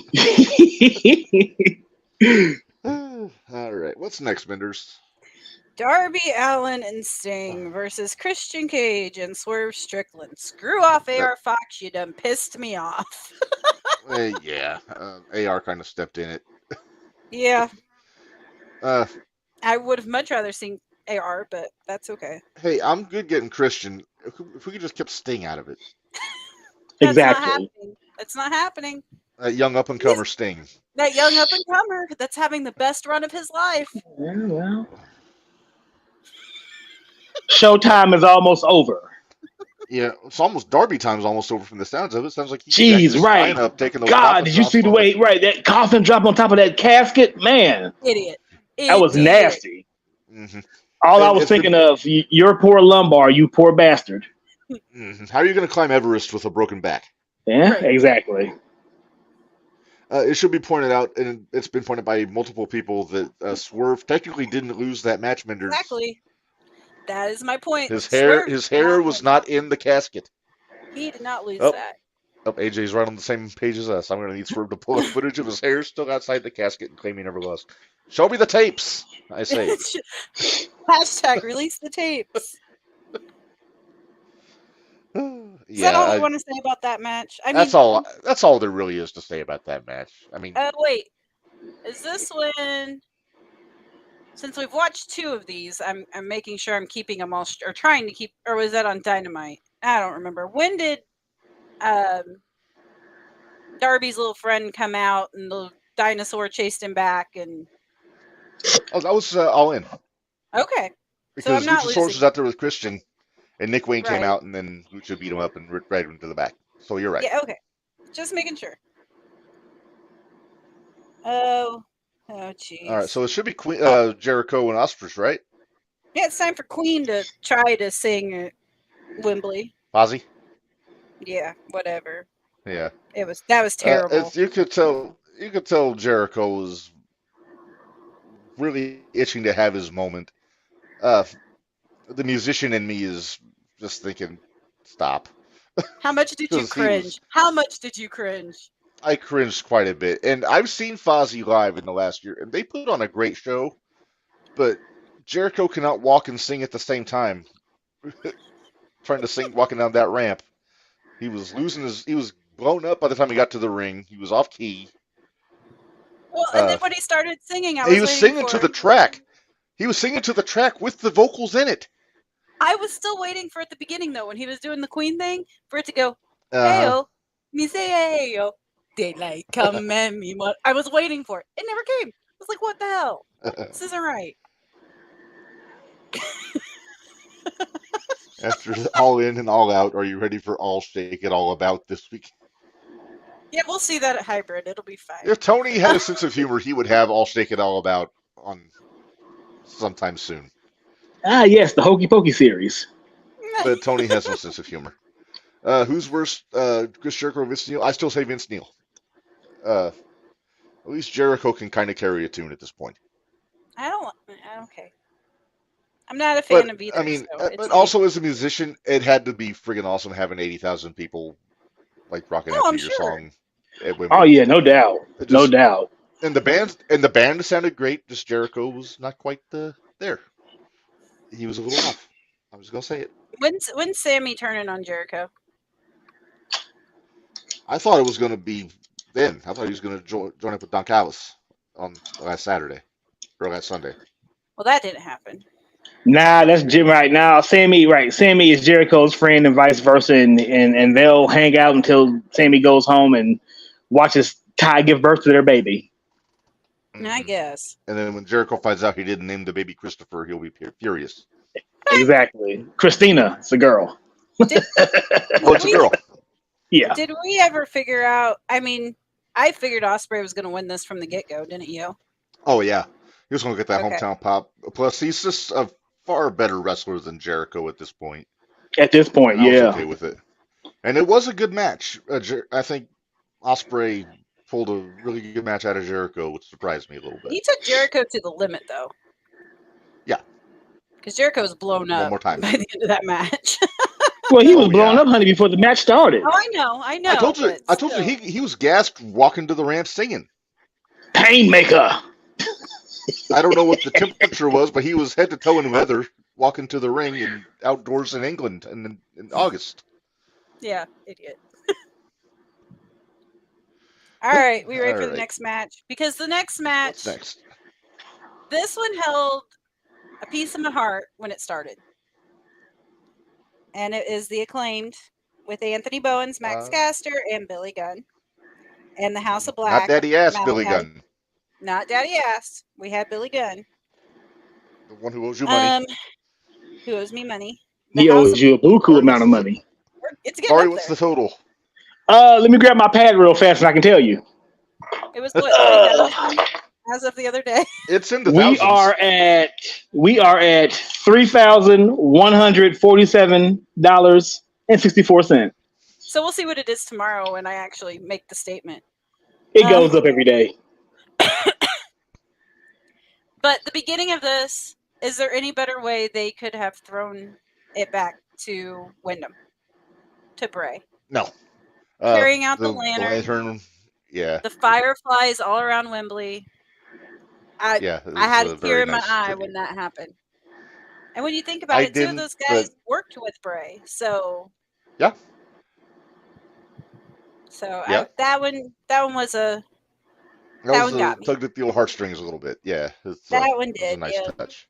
That was a classy touch, I thought. Yeah, it Uh, was. how is it Julia that Hart Billy got Gunn involved. is? Yeah, she got a little uh, foot in the hoo ha, courtesy of Anthony Bowens. The Scissor me only timbers, I person that believe could it's get what they away with call it. it. I would say the only person that could have done that Well, Caster could, I in that think. match. I don't Does I know. believe Caster swings that way? Does he not? Yeah, they both No. do. Oh, they No? do? Yeah, so No? they could get away with it. Yeah, Caster I doesn't? thought. Right. Well, no. I thought only Bowens was. Oh, it might be only Bowens. maybe Yeah. that could be. So Well, Bowens is Bowens the is only the one one that who's was in that publicly match. acknowledged it. Right. So Yeah, he's the only one that could get away with it in public. not like when Devon did the "What's Up" headbutt. I forget Tori at King of the Yeah. Ring, and then kept his head in there just a little too long. That would not age well today. No. No. I guess he was enjoying the odors or aroma. I guess we'll call it to be nice. Well then. Let's move Moving on. on. Holy Moving on. cow. moving on Let's talk about now. Well, let's talk. I mean, I expected Acclaim to win this. But we'll just go back to the Yeah, match. We're not going to talk about that anymore. yeah. Back to the match. Expected Acclaim to win this. Yeah, same. Yeah, They had Billy come back and he was badass Billy Gunn, so he wasn't going to pull that character out for no reason. So yeah, I Right. definitely expected him to win too. And you got the veteran to I would pop. have had I would have had Billy wrestle barefoot, no boots. Yeah, I could understand that. Has to earn his boots His back. boots went in the trash compactor. It should have come out with just in the socks. Or But hey, street shoes. that's just continuity. That'd be funny with socks. Plus, you don't wear street shoes in the ring. Those hard soles don't? aren't good for the canvas. Oh, okay. I don't. Well, never mind. I'm going to leave that one alone. Yeah. That was a short All match, right. though. It was a lot. It was like done It and was. over. It was a short match. Yeah. It could have been. What did you? I actually have the What did you times for think each of? of the matches. Oh yeah. Mhm. What did you think of the end with House of Black handing the belts off to the Acclaimed? Passing the torch, so to speak. I wasn't a fan. I wasn't. They're It was supposed just to be. it's Yeah, it's They're it's supposed to be bad respect. guys. But they're supposed to be it bad is respect. guys. Yeah, I mean, you just throw the guy's boots away and do all these Healy things, and now all of a sudden you get the respect. And I'm not knocking sportsmanship. I'm all for sportsmanship, but it just seemed like it was kind of out of place there. And now Yeah, the Acclaim got new belts. yeah, they're pink. I guess I kind they're of pink like him. now. With I kind of like him a little bit. And then I'm wondering, like, so with every set of trios that wins these championships, are they gonna get their own custom belts? That's what it looks like. I guess so, because yeah, the Elite had the gold ones. Then House of Black gets the silver ones, and now the Acclaim get the pink straps on with the Yeah. gold. So yeah, I guess so. I guess if the Dark Order wins, they're gonna get purple ones. I would Oh assume. God. They're never gonna win it. I mean, right? I mean, Tony has a limited income, so if you want to waste that kind of money on belts, go right ahead. Hey, He has- he's got a yeah. limited income until his dad finally gets fed up with the bullshit. Mm-hmm. It says, Exactly. hey, Squirt, And going to you gotta court get every your 5 shit together. minutes. Yep. Okay, we're over here hemorrhaging money, and you think it's fun. Who is Yeah. Europe, and why are we buying their song? I digress. Oh. That's a bad example because I love the fact that Danielson came after that on Sunday. Didn't All he right, come let's out talk to main it at a event. different one too? He did it for the Iron Man match with MJF. Okay, that's what I thought. But I think So they now- had done that as a one-off. Now that they're not paying Punk anymore, they got money to blow on music. That's what Guess. our friend Big Man Chan said on social media. That's his Ah, theory, and he makes sense. I saw that. I did see that. Yeah. Well, and Let's then talk we main get event, Menders. MJF and Adam Cole. Really good match, I thought. good psychology in the match, which you don't get a lot Hmm. in AEW. You don't. Watching that match, I never forgot how good Cole can be when he's motivated. Yeah, Oh yeah, and he looks like he's Cole's actually damn good. finally getting in shape. His arms have a little bit of definition to him now. He's starting to kind of maybe get a little more committed to the fitness, which I'm Max not has one been to good talk to because I'm him. a fat tabagoo. I think it's That Roddy. makes two I of think us. I That think makes having three. Roddy around has been good for him. Yeah, Off behind the scenes, like off camera. yeah. Uh, I loved the match. I hated the aftermath. It was like watching an episode of Degrassi Junior High at the end. Right? Do we need You don't want to be teenage my girl friend drama in our anymore. pro wrestling? You never been my friend. Take your belt. Get out of here with that. Hey, hey, it's okay. We still have these. Man, man, Eddie Winnie. He's getting all whiny. You Well, stole my pudding cup. Uh-huh. I want that big shiny one. Man. I did like the But fact anyway, through the match, though. They both they thought about cheating, and neither one of them could do it. right. Except for Cole, who eventually did the pile driver on the table. Yeah, but But there was a part where they were trying to out cheat each other, which I got a kick out of. Like with Killing the the chair, pile icons. driver. the chair. That was the best. We're gonna Ugh. toss this back and forth, do an Eddie finish, and then finally Cole falls, and MJF kind of looks Max at just him puts it on like, his head. "Put it on my head then and light it." That was so fun. They do have That's good good ideas stuff. at times. So, yeah, yeah. Uh, I think it does help that Jimmy Jacobs is helping with creative now. Yeah, very much. I think Tony needs him. I Tony think needs all Tony the needs help him he in the can ring. get. Tony Tony needs needs him a in the few ring. things. Tony needs some balls, and yeah, okay. Are we talking about the All elephant in the right. room now? Let's talk about the elephant in the room. We got to go back, Needs some fast balls and rewind some back to the methadone. pre-show. So Jack has his little tantrum on the stage about the glass. Uh, and also, just as an aside, why the hell would Tony book Punk in the first match if Perry was in the pre-show, considering that there was the potential for some sort of an incident? Exactly. Even if they didn't know what Jack was going to say, Jack had gotten kicked out of the building on Collision like what 2 weeks before. Even if they So didn't know you what don't Jack think was he's going going to to start say, shit? even if they didn't know what Jack was going to say, they knew that limo was going out there. Mm-hmm. You can't tell me.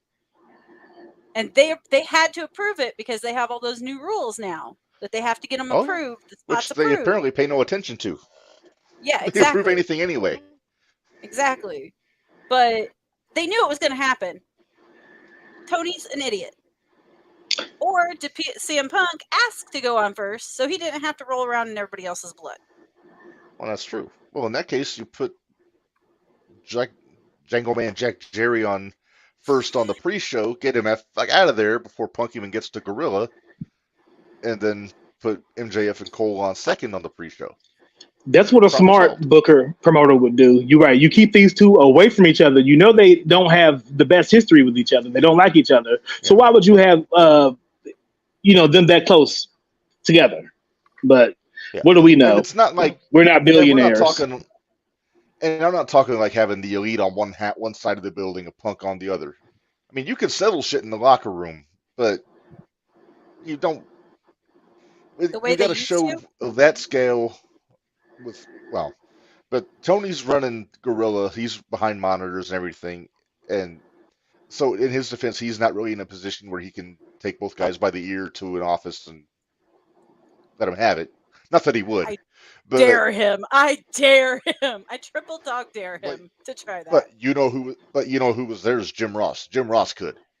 Yeah, Jim Ross Exactly. would Jim have. Ross has been Jim Ross has been talent relations for everywhere. He knows how to talk to talent, and I would like to think that he has the respect of the locker room where they would listen to him.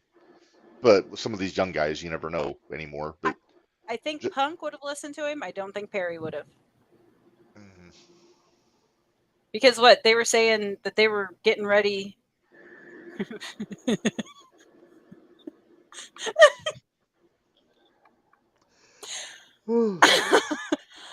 Okay, AJ just said, for those of you that can't read the comment, the rest of us AJ for the win. that are writing it down.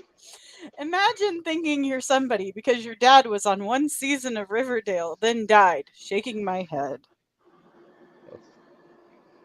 He's not Well, Oh my wrong. he goodness. right. Well, he's too young to remember the 90210 He days. doesn't So remember 90210, so I still say he should be coming out to the 90210 theme now that he's a heel. I agree. I said that to begin with, damn it. Yeah. When he turned and he got rid of his Jungle Jack music, I was like, all right, let's do it. I want to hear the 90210 theme. Okay. So anyway, let's get back to the elephant in the room. Yeah, let's get back to the Getting off on elephant. tangents. So basically, Punk or Jack does the stupid shit, says what he says into the camera, which I think everybody that you talk to agrees was unprofessional and out of line and shouldn't have happened. Gets back to the back. Punk is waiting on him, and we're just going by what we've read. I mean, obviously, none of us were in Wembley Stadium a week ago. So the Right. reports that I heard say that Punk asked Jack if he had a problem. Then I guess Jack mouthed off to him. There was pushing and shoving. Then eventually Punk snatched a front face lock on Jack in the back, knocked over at least one TV monitor. I guess it almost crushed Tony Khan like an anvil on like a coyote because he feared for his life. Then Punk said he was going to quit and then was going to walk off. And then Joe said, "Fuck that! I want to wrestle at Wembley Stadium, so we're going having a match." And they said, "Yes, sir." And Joe and Punk had their match. Then No, I afterwards, think Punk and Jack both got asked to leave the building. this is how I see it going. I see Samoa Joe going back there, grabbing a hold of Punk and saying, "You ain't ruining this for me. We're going Yeah, out there basically. now."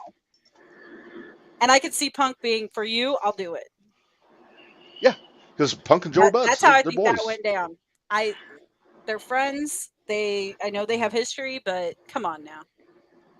They respect each other. Yeah. exactly. So Respect. they That well, sounds so crazy. what a novel idea.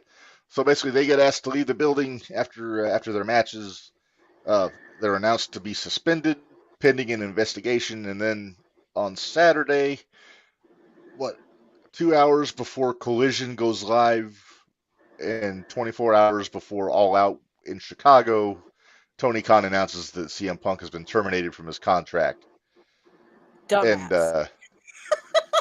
I mean, you Terminated know with what? Hey, cause. Yeah, with terminated with cause, yeah, cause. that's the word.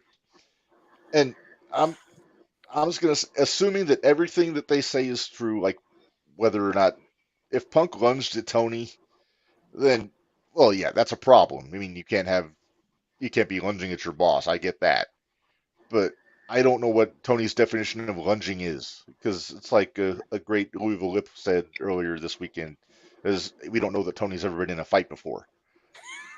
Did he Uh, Exactly. trip and fall Release forward? the tapes. Release Release the the tape. Released. tapes. Yeah, and that's the other thing. There are tapes of all of this. There's a production crew. Wembley Stadium has, I don't know if it's security tapes or what.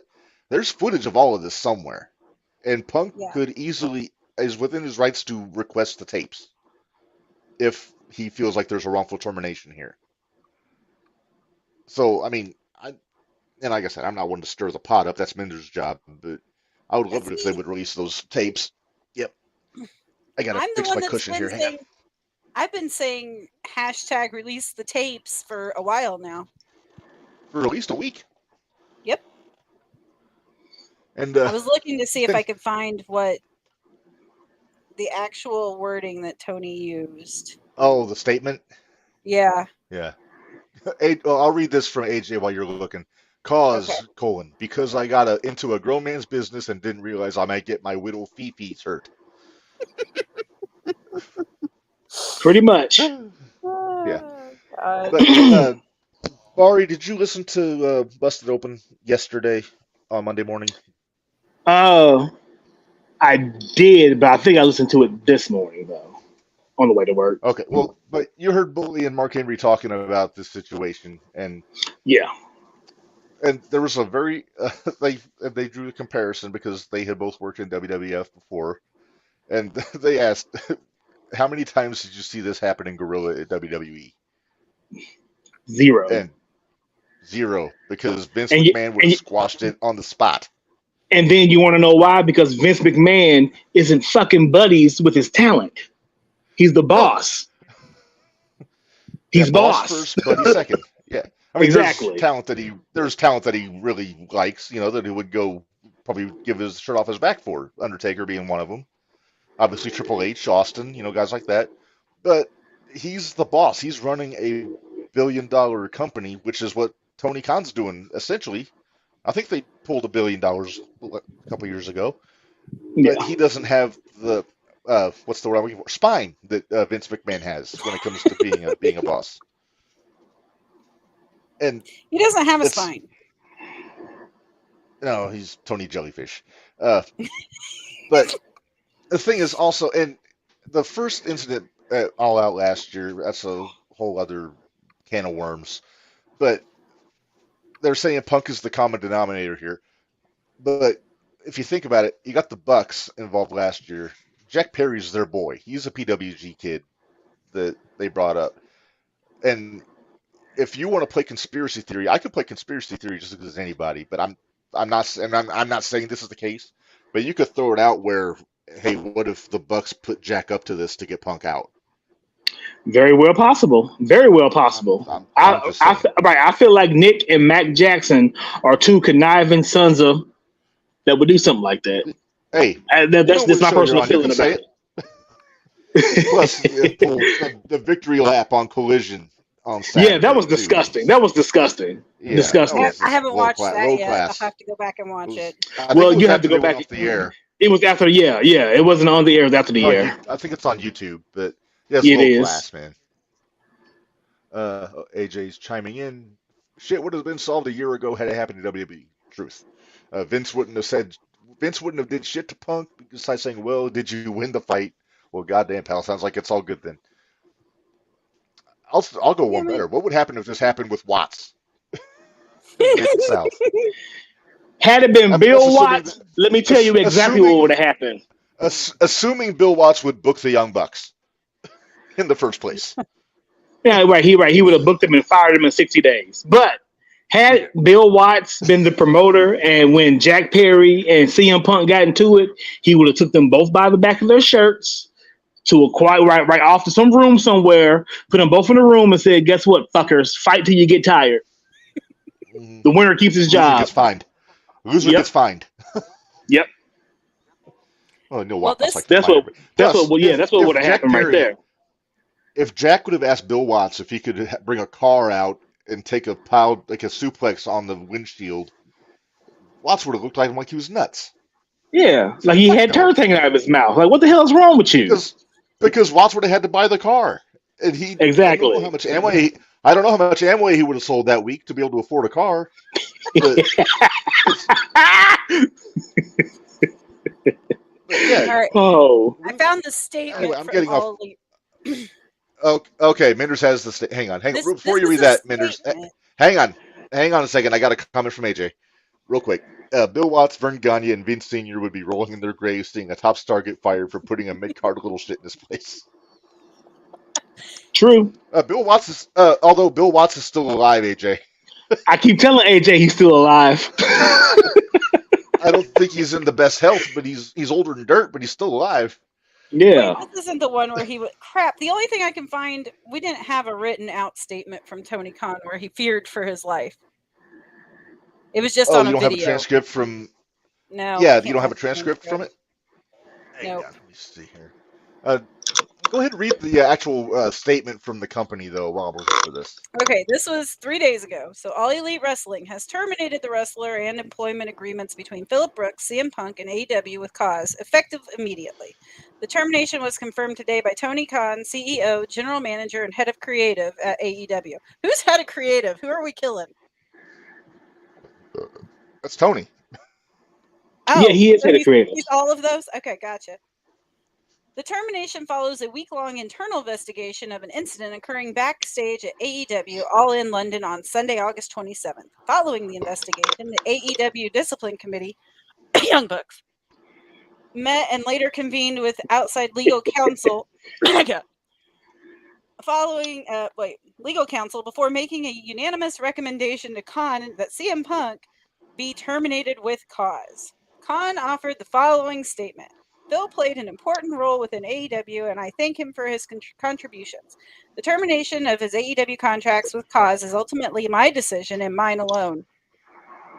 Of course, I wish I didn't have to share this news, which may come as a disappointment to many of our fans.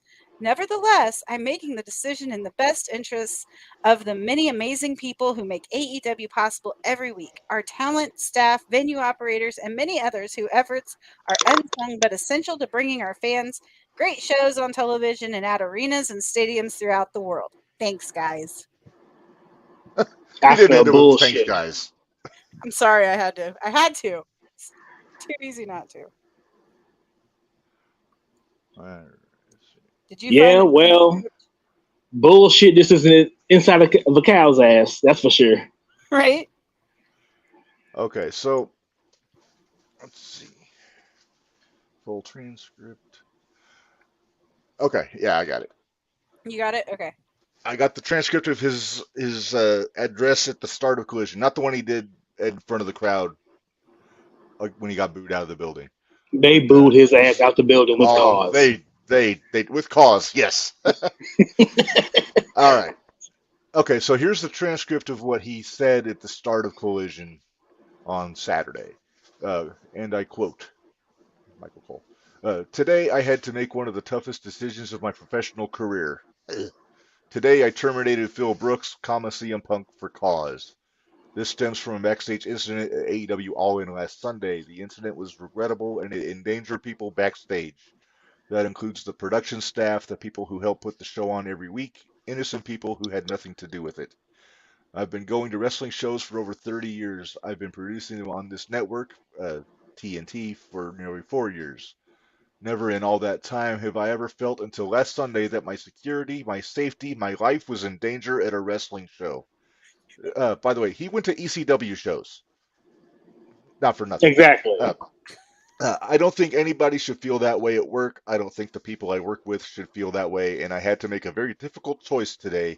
It came at the recommendation of a discipline committee here at AEW, as well as outside legal counsel who delivered a unanimous recommendation, and I have followed up on that recommendation. I'm sorry to any fans who are upset by this. I'm sorry to anyone who's upset by this. Despite that, we're going to have a great show tonight on Collision, and we're going to have a blah, blah, blah, great show, yada, yada weekend thing. So, uh, have we ever heard of any company having a discipline committee? No. Never. No. Not in wrestling, anyway. No. Uh, now I'm curious who's on the committee. I'm telling you, it's the EVPs. Uh, I'm willing to guess, or at least their wives. Can I can I tell the one that they put up on the Pro Wrestling World Facebook page? Sure. It's 1999 and Jack Perry is in his third year in the WW. Don't yell at me. F/E. No. It was at the time. Yep. The Undertaker, being the locker room leader, has taken Jack aside and told him not to use real glass in a pointless spot on Sunday Night Heat. Jack wasn't happy about that, not one bit. Backlash came around, and in the opening match of the show, it was Jack Perry versus The Godfather for the Intercontinental Championship. Perry had used real glass because it was a pay-per-view, so it was at least approved. He looked right into the camera after doing that and said, "It's real glass, cry me a river." Later in the show, on the way to wrestle Ken Shamrock, The Undertaker ran into Jack Perry, and before Jack could say anything, The Undertaker punched him in the side of the head and knocked him out. He stepped over his unconscious body and went out to wrestle Ken Shamrock. There was no drama because it was 1999 and not 2023. The top stars like Austin, The Rock, and Triple H, as well as the owner Vince McMahon, laughed their asses off. And you know what? That's 25 years ago. That's what would have happened. That's That's what would exactly have what would have happened. happened. Hey, I'm just going to take you back. Remember when Orndorff beat Vader's ass in the shower in WCW? Vader's the one that got fired Yeah. because Vader started shit with Orndorff and got tuned up a little bit in his shower shoes and a towel. It just blows my mind how much I'm scared. You're in a business full of people beating people up. How can you be scared? Exactly. I don't get it. It's Tony, and it's a joke that everybody makes ad nauseum. I tried not to, but they talk about how it's like he's just playing with his action figures, and Hmm? That's all it is. he's That's not it. expecting them to have opinions and attitudes towards each other. And he's not. He's got He yeah. doesn't He's have got the life. constitution to step in and be a friggin' a boss. You know, Those are his action figures and his friends. Sorry, I was like reading AJ's stop comments. hurting each other. Why are you doing that?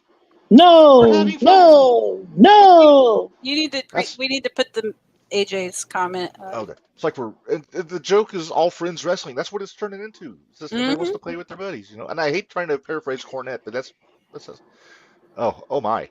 Little Little jungle shit jungle is shit. lucky about the punk and not JBL. JBL would have killed him. Yes. Blue meanie Or what? I'll just say this, Bully Ray. Yeah. Bully Imagine if Ray. Jack had bowed out to Bully Ray. And I have okay. You guys get to listen to Best at Open Radio, and I don't have that one. you What should. did Bully Ray say about it? I want to know what his opinion is. He said Jack was unprofessional. He didn't say anything that firing Punk was wrong, but he did say that whether whoever whether Jack instigated it or not, it went too far, and he said he understood why Punk got fired, but he did say that Jack was unprofessional with the number one with the comment, and then there's a picture somewhere Bully Ray had. He made a statement that I remember he made that was very profound, but I can't remember what it was off the top of my head. Let's see, Ray Jack, because he had opinions, and Mark Henry, to his bless his heart, he's trying to toe the company line because he still works for AEW as the floating head on Rampage. Right. It's time for the main event. That's what he says. Okay, here we It's go. really bad though when we all agree with Russo on something. What the hell is up with that? How are we agreeing with something that fucking Russo said? But he made Right? sense. He made sense. He made sense. World's Hey, crumbling around me on occasion he throws something at the wall and it sticks. on occasion. Okay, I got the quote here from Bully. This is from a recent episode of Busted Open. I think this was after All In, but before All Out. So, uh, Jungle Boy is an ignorant young boy who doesn't understand this industry. He doesn't know better. He's a young brash kid who doesn't know better. And I'm sure the dirt sheets are going to have a field day with this one, but he needs to be sat And down by I'm a gonna move veteran like because a. I'm hot. Okay. Okay. I'm sure the dirt sheets are going to have a field day with this one, but he needs to be sat down by a veteran like a Taz, like a JR, like a Billy Gunn, one of those guys, and made to understand and educate him as to why you don't say those things on camera for a multitude of reasons. Uh, he, Exactly. he then he goes on. Number one, he said back in the day, Perry would have faced harsher repercussions. Then the quote is, "He doesn't know any better. He's flexing when he shouldn't be flexing and flexing for no reason. Back in the day, there was a way to handle young boys like Jack Perry. Some of those ways still apply, and I'm not talking about beating the shit out of him, but back in the day, that's what would have happened." Uh, then he I'm just gonna. finishes. We talked Hang on, about him earlier. Let's throw one out there though. The Miz. Look at what all yeah, he went through. yeah. Hey, hang on. I got one more little tidbit here, man. Okay. Just then we'll get regarding who should have handled speaking to Perry on the spot. Ray is giving Tony Khan a pass since All In was about to go live when the altercation happened. So yeah, that makes sense. Tony could not take all of his attention away from producing the opening of one of the biggest wrestling shows in history to go talk to young boy schmuckface Jack Perry about saying stupid shit and getting into an altercation with Punk. After it was over, absolutely Tony Khan should have spoke to both of them. So that's all I got. But uh, I gotta say, young boy schmuckface might be my favorite term to describe young Jack. Oh.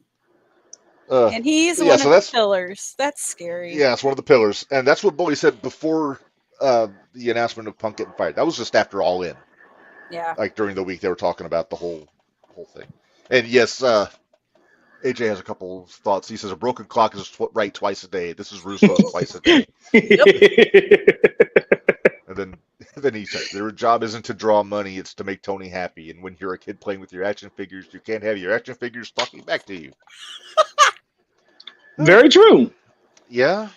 Uh, in the end, with all of this, and I mean, we're going to get to your point because you were bringing up the Miz, but in the end, this all falls on Tony. This doesn't fall on anybody. We always talk about accountability, and it starts from the head up. And Tony Khan, like him or not, is the head of the company, and he should have nipped this thing in the bud the second that there was an altercation on Collision when Jack tried to use the glass in the first place. Yep. He should have just put a foot in it and said, "No, it's over. Fuck off. Anybody says anything, you're getting suspended." It should have done it that day. Mhm. We wouldn't But even be then here. no. But then, No, he wouldn't. for all I know, then Jack might play the Bucks card, say, "Hey, my friends are the EVPs. I can do what I want," and then deal with that, and then fire That him. was his thinking. Because Yeah, if that wasn't the case, then he wouldn't have pulled the shit that he pulled last week. of So course. that was his thinking anyway. That Like I I'm said, I'm buddies with Nick and Jack, so I could probably get Matt. away with this. Or yeah, Yeah. or Well, whatever. Tito and Max Ronnie too. Max and Jeremy Buck. Let's call them There Generation you B. go. Uh, but yeah, it's but at this point you got to look at it, and again, we're calling back to stuff because I listened to two or three different podcasts between Saturday night and Monday morning that discuss this, and it's just the way it seems like to me is that the people, the, like a Punk. Oh, did we lose Barry? No, he's Barry, back. you still with us? I'm right here. All right, Okay. you cut out on me for a second. Oh, But the sorry. thing is that like the guys like Punk who are, and nobody's saying that Punk is a sweetheart to work with. He's been known to be uh, kind of a hothead or you know, just tough to work with, like headstrong, cocksure, whatever you want to say. But that should be even more reason Tony should have nipped this thing in the bud because if he knows that Punk is, especially after All In last year or All Out, but it's just yeah, it's just mismanagement. There isn't a head of talent relations. Well, I'm sorry, there is. It's Christopher Daniels, but and not a knock on Chris Daniels. He's a great wrestler, but I don't know that he's talent relations material because he's friends with all those guys. And I know he goes way back with Punk too, but you need somebody that isn't afraid to get his hands dirty. Like some of the examples I've heard over the last week. Tommy Dreamer's one. He does. I think that's his job at Impact, isn't it? Talent relations. Uh, Possibly. I think that sounds yeah. right. Jim Ross, like we said, he's worked talent relations in Mid South, WCW, WWF, all those companies. Then Shoot, you got Taz your could even do it. Well, Taz wouldn't have been able to do this one, I don't think, because I think the whole fact that Perry was against Hook would have played a factor there. yeah, he could have been accused of nepotism there. Yeah. But then you got your like Malenko's. You got Arn Anderson just back there. You don't think Arn could have said something? It's there's and it goes back to Punk and the media scrum talking about all the great minds that they have back there and how they don't get listened to. Yeah. Hell, And even Jake it's Roberts. I was gonna say I yeah, almost thought about Jake Roberts. That was who I was. Yeah. because if you mouth off to Jake Roberts, you got Lance Archer coming at you. Sure in the hell do. Ask Joey how well that works out for him. I think he's still waiting for his rematch, isn't he? Yeah, he wants his rematch.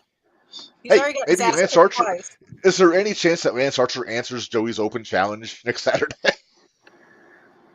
Not a chance in Oh, hell. I'd love that if that happened, but yeah, not a chance in hell. yeah. Dwayne chimed in. They were both wrong. Agreed. Jack should have never said what he said, and CM Punk should have had tougher skin. Now, there's something to be said for that, but it's these guys at that point they're in fight mode. They're ready to go out and compete. So tensions are going to be high. It's a huge show. So I mean everybody's probably on edge anyway. Uh, oh, hang on, AJ's back at it again. Yep. Here we go. Has he been I've drinking had. today? I hope so.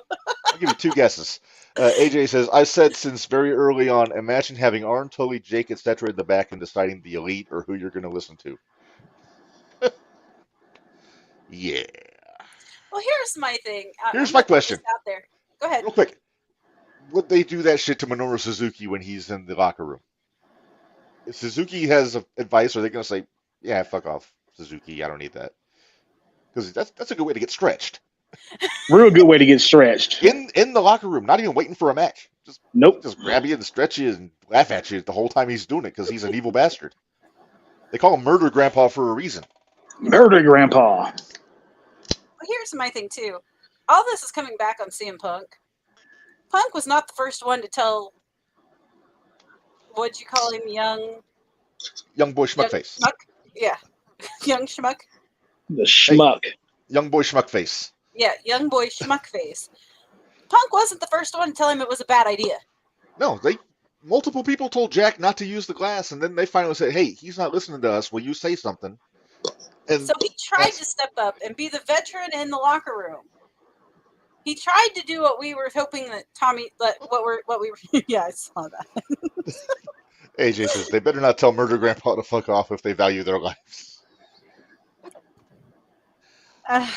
But you know, there were multiple people saying, "Yeah, it's not a good idea. It's not a good idea." So that makes me wonder who was pushing him to say, "Yeah, it's a good idea. Do it, dude. Do it. Do it. It's going to make a name for you." Well, now it sets a horrible precedent now for all the young guys. They can do and say whatever they want to, and if somebody mouths off, they're going to get fired. Yeah. So then the veterans that value what this all is aren't going to say anything because they'll be scared for their job. Unless And Scared for your job. And Tony's not going to be able to sign any more of these guys because they're going to see what's going on here, and it's like, fuck, I don't want to deal with these people. Right. Unfortunately, this incident has set a precedent, and not a good one. No, it's a bad precedent, like Donald Trump. But we digress. I did it again. No politics, just wrestling. I broke my own rule again. Just wrestling. I'm sorry.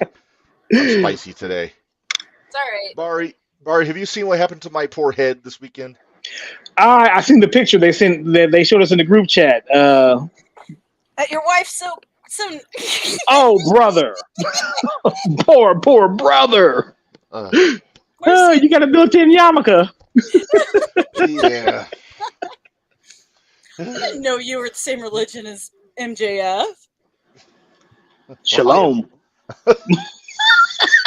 So, needless to say, I'm wearing a hat to work until this thing evens out. I understand. If anybody took a screenshot of this, I'm going to kill them. You know this gets replayed, and we can always pause it, right? Well, I know, but I'd hope you have some compassion. After some of the pictures you've sent me. Oh, those were just frozen mender. That wasn't. Also, and we're talking about this on the assumption that it's legit. It's not a work. Hey, but a friend of ours had something to say about that. Yeah, I saw a friend of ours over the weekend, and I asked what he thought of this, and he had a very succinct comment that he wanted to say. I made him wait until I had my video going on my phone so he could share it. Okay. But I basically said, and I'll just preface, I said, tell me what you think of the whole CM Punk Jack Perry thing. And this is what happened. Never happened. It's a work. That's my buddy Gary Vasilio. Oh, Vasilio. Never happened. It's a work. To be fair, he was right the last time. He was. But here's the thing. The last time, I was pretty sure it was a work too. This time, I'm not so sure. There's parts of it that seem like it could be a work, but... Release the tapes. Exactly. I want to see the tapes. I want to see the Inquiring tapes. minds want to know. I want to see just how Tony Khan had his life in danger. His life in danger, exactly. All right, let's get off the elephant in the room. I'm tired of talking about it. All right, let's move on. Let's talk about All Out. Let's talk about All Out. Menders, you and I just both watched it today. Barry, you saw it when it happened, right? I watched highlights, and it was a great highlight package on YouTube, and now I couldn't find it this morning. I was trying to send it to you, but I couldn't find it this morning. I guess they must have flagged it and took it down. I guess so. Overall, I thought it was a good show, believe it or not. Menders and I both thought that it was going to get hijacked because the biggest wrestling star in the history of Chicago got fired 24 hours before the show. when he was probably going to be on the show wrestling Ricky Starks. Now, in all fairness, we couldn't see the hard cam side to see if all those seats were empty. That's true. So I don't know, but I mean, the crowd that was there was very vocal. They were into it. They were like, oh, they woke up around the time of the Miro Hobbs match, but Yeah. they did not seem pleased with the Young Bucks in that 8-man tag match. Ew. Well, let's just go through match by match. Hold Let's on. go I'll match look by it up. match. All right. I'm trying to remember what the first match was. I literally just watched this thing. Was it Dork Order and MJF and Yeah. Cole kicking off? It was the tag team title match, yeah. Not much. Do you notice how much we had to say about that as soon as we found out what match it was? We're both like, nah. Yeah, there's not much to say about it. MJF did the old school get taken out of the match and come hobbling back down to save the day spot that all good babyface tag teams do. I want to talk about what happened after the match when they're helping when MJF is going back up the ramp, and here comes Samoa Joe down Here the comes aisle. Samoa Joe, yeah. Gives MJF the old "get the hell out of my way" shoulder bump on the way to the ring, and then MJF hit the ring and they start going at it before Joe's match, which I'm hoping means that we're going to get Joe and Max in the title feud Yes, going please. forward. But I kind of think you got to get that TV belt off of Joe first. I mean, You know I know what? he's We the have a king of 0 television hour. now. We have the pre-show to talk about too. Oh yeah, I actually didn't see the 0 hour. It wasn't on the Bleacher Report video that I got. I know That's there was because a it was battle on royal. YouTube. I know it was on. There was the charity battle royal. Hangman The won. over budget As, charity battle royal. as soon as Hangman came out, I said I will bet money that he's winning it. Of course, Yep, he same every here. battle royal he's in, he wins. He's won like 3 or 4 of them. But they did donate $50,000 to the Chicago public education system, which is admirable because Chicago needs it. But it came down to friggin' Brian Cage, Hangman, and who was the Road other Warrior guy? Cage. Cage looking like friggin' Road Warrior Manimal. God, he's such a goof. Yeah, Brian Cage is such a goof, and he could be a badass. He's a goof. He should And Toa. Mister he should Toa. be a Mister Get my monster. shit in. Yeah. Toa, Cage, and Hey, Page were the last ones. Of course, because you got to have the numbers game. Yeah. I still say Logan But I Paul does digress. a better buckshot lariat than Page does. He does. Yeah, I agree with And I that. know I'm going to pronounce this lady's name wrong because we had the trios match with the ROH Women's World Champion Athena Diamante. Did I say it right? Diamante. Diamante. Yeah, Woohoo! you got it. Mercedes Martinez. And then versus Sheeta, Willow, and some other chick from Chicago. Was it Billy Starks? No, but she was out there with Sky Athena. Blue? Was it Blue Blue Sky? Sky. Blue Sky. Hey, you know how much I love Blue Sky. Title wrangling Oh, hussy. you don't hear people called hussy very much on this podcast. Well, I'm from the South, and we use it quite often. But one thing that we always do here is how great somebody was in Lucha Underground, and AJ had to chime in. Brian Cage was awesome in Lucha Underground, so and I believe He it. was good in Lucha Underground. Not Sure so he much was. in AEW. Right. So you said that this is kind of setting the table for Athena and Sheeta going forward for the Ring of Honor ladies title. Yes. Okay. Well, That's between good. either Sheeta or Willow, they kind of both. Well, Willow's already right. Willow and Athena have already done their thing, Okay. so it Then probably that will was- be Sheeta. It's got to be Sheeta. They got to get some name value on that ROH title. So But Exactly. poor Billy Starks. How'd she get Yeah, what are they doing roped with? into being the lackey for Athena? I guess when they had their match a few weeks back, Athena was like, "Oh, I like beating the shit out of you. Come follow me." Right. And Ridiculous. then we had the AEW World Trios Championship match. Okay, it was the Acclaimed against. Jay Lethal, Jeff Jarrett, Oh. Satnam Singh.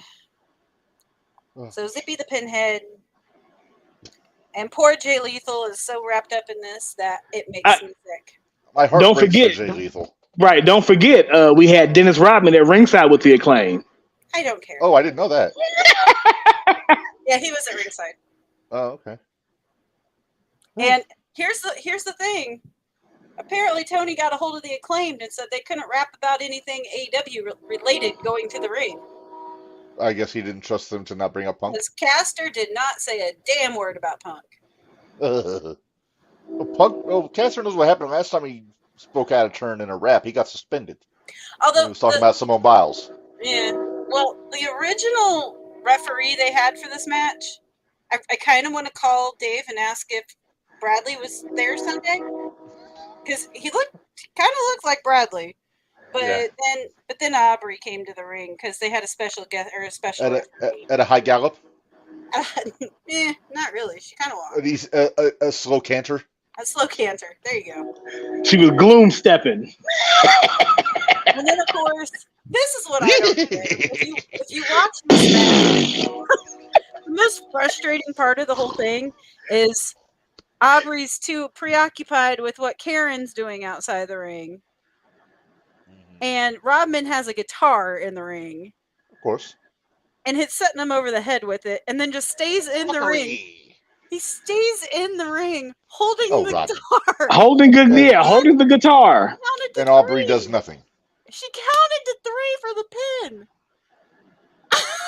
While he's standing there with a broken guitar in his hand. He jumped out of the ring. I get that she can't call what she can't see as far as him hitting somebody with a guitar, but if he's still holding the remnants of the guitar in the ring, you gotta kind of put 2 and 2 together, don't you? No, officer, I didn't shoot that man. Why do you have a gun? What gun? But maybe Aubrey was still upset about her meet and greet that was going on at StarCast. Maybe. Her Virgil moment. But, hello. She'll say, nay. And then Lethal ate the pin. Yeah. Like I said. From Bowen. Jay Lethal should be the AEW World Heavyweight Champion. And he's reduced to this bullshit. Yeah. And it kills me. Reduced to this. Yeah. I'd say that Tony is paying him very good to deal with bullshit. Yeah. And I know he likes Jarrett and Sanjay's his buddy and everything, but come on. It's like what they were doing with Mark Briscoe before he got hurt. Just put him in random shit when they could have easily made him the face of Ring of Honor. In a heartbeat. I mean, and to be fair, that maybe they were going to do that. Maybe he was going to be Claudio for the belt before he got hurt, but I don't know. Okay, so then we go back to our Better Than You Bebe versus Dork Order. Yeah. And so MJF gets sent back because his neck banged up. They kept yelling double clothesline. That was how they were going to start the match. It's like, yeah, let's just call this one in. Right. We did get our kangaroo kick. I was excited about our kangaroo kick. I didn't realize Alex Reynolds trained MJF. I didn't either. Right, yeah, shocker. And the student has surpassed the teacher. Light years. So then we had Samoa Joe come out, started to crap with MJF. I'm kind of excited about that because that's kind of a throwback to when MJF was his secretary. Security. Lord. And then put him in the guillotine. But Joe's face the entire time they were trying to get MJF out. They're just like, come on, boy. Come on. You want to start it? Let's go. Not for nothing, back on Jack Perry for a second. If he wants to get maximum heat, that needs to be his new finish, is a front face lock. That guillotine choke. I'm just saying. And then we had a hoss fight. After they got MJF back to the locker room, we had a hoss fight. And this was the hoss fight supreme. Yeah, the first of a two. couple. Yeah, first of 2. I love this one.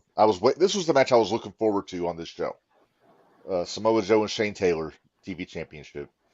And when I was reading the results like over the weekend, it sounded like they said that Joe squashed Taylor. That wasn't the case in this match.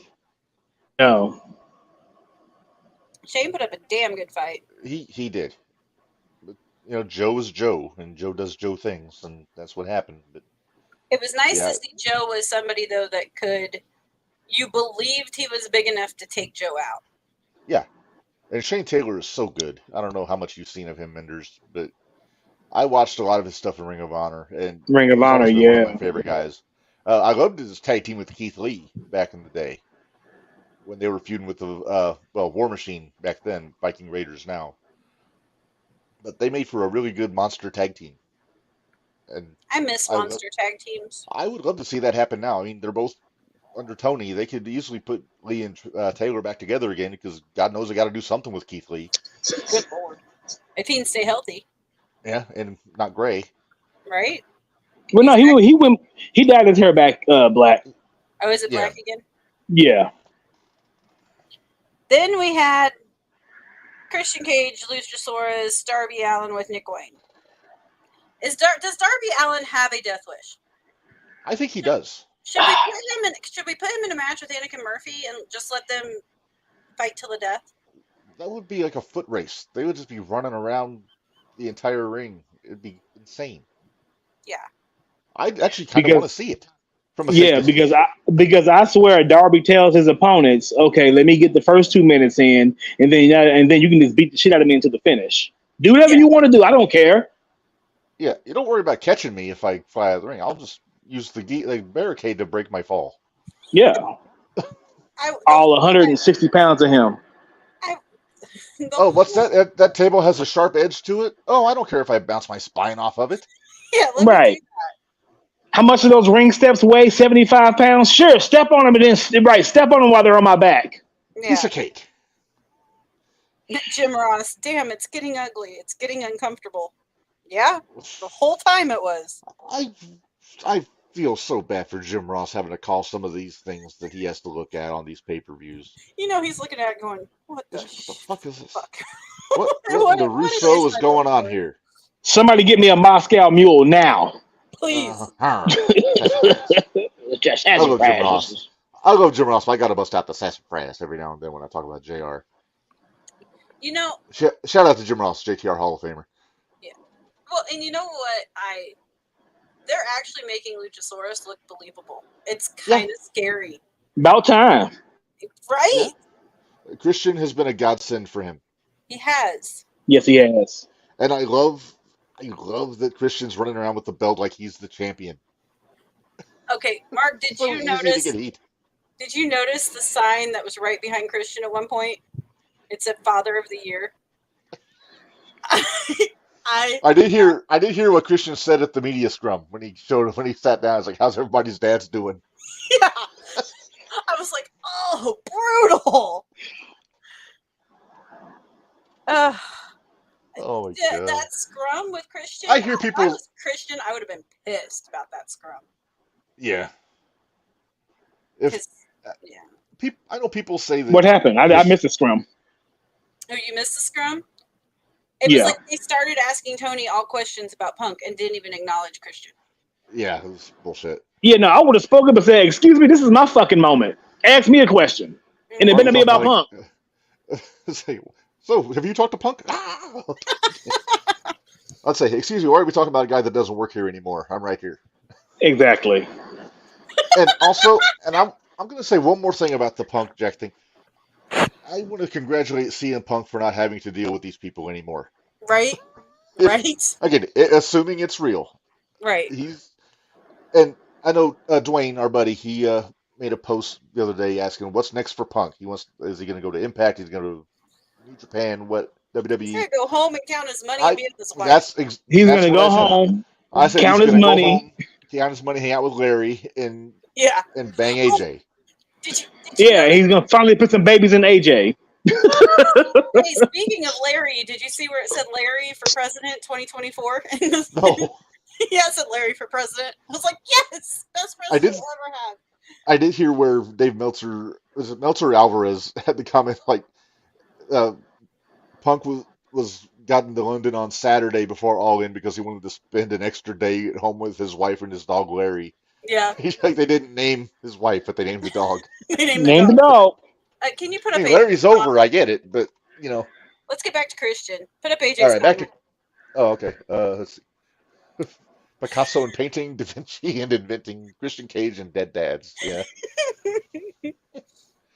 Ah, Oh my goodness. I love it. Christian's so good. He's the best heel they got. He is. And Um, I shudder to think what's going to happen if the Buckaroos try to pull shit with him and get him fired, because then they're going to have nothing. right? Yeah. All right. Back to the show though. Joe and Taylor. I think we all give a thumbs up on that match. Hmm. I hope they do more good stuff with Taylor, not just throw him on Rampage to lose to Orange Cassidy. I think Orange. Well, we'll talk about Orange here in a minute. We'll talk about Orange in a minute. So we were talking about the Luchasaurus and Darby Allin match, and Darby having a death wish. Uh-huh. Um, It wasn't going to be I from those think tombstones. the ones that were 3 inches from the mat. Yeah, I noticed. What do we think, though? Do you think Nick Wayne is going to turn on Darby? I don't know that Nick Wayne can pull off heel. He's a fresh faced, like baby faced kid. He's 18. Yeah, but he didn't seem to care about Nick when he was going off the top rope when Christian was going to do the concerto on him. That's true. Just throw and who knows? Darby might be broken, so he might be. Wait, would Nick Wayne want to consort with someone who so notoriously slanders dead fathers, considering that that's true. He might not want to go there. All right, let's move on because the next match I'm sure was one of Mark's favorites. It was your other Haas fight. Yes, Miro and the Powerhouse Hobbs. Such a good match. Did you hear all the chants? I did. Love this. I think Meat Forever is my favorite. Holy Meat was my favorite. Holy Meat was good. Slap That Meat, I think, was one. Slap That Meat.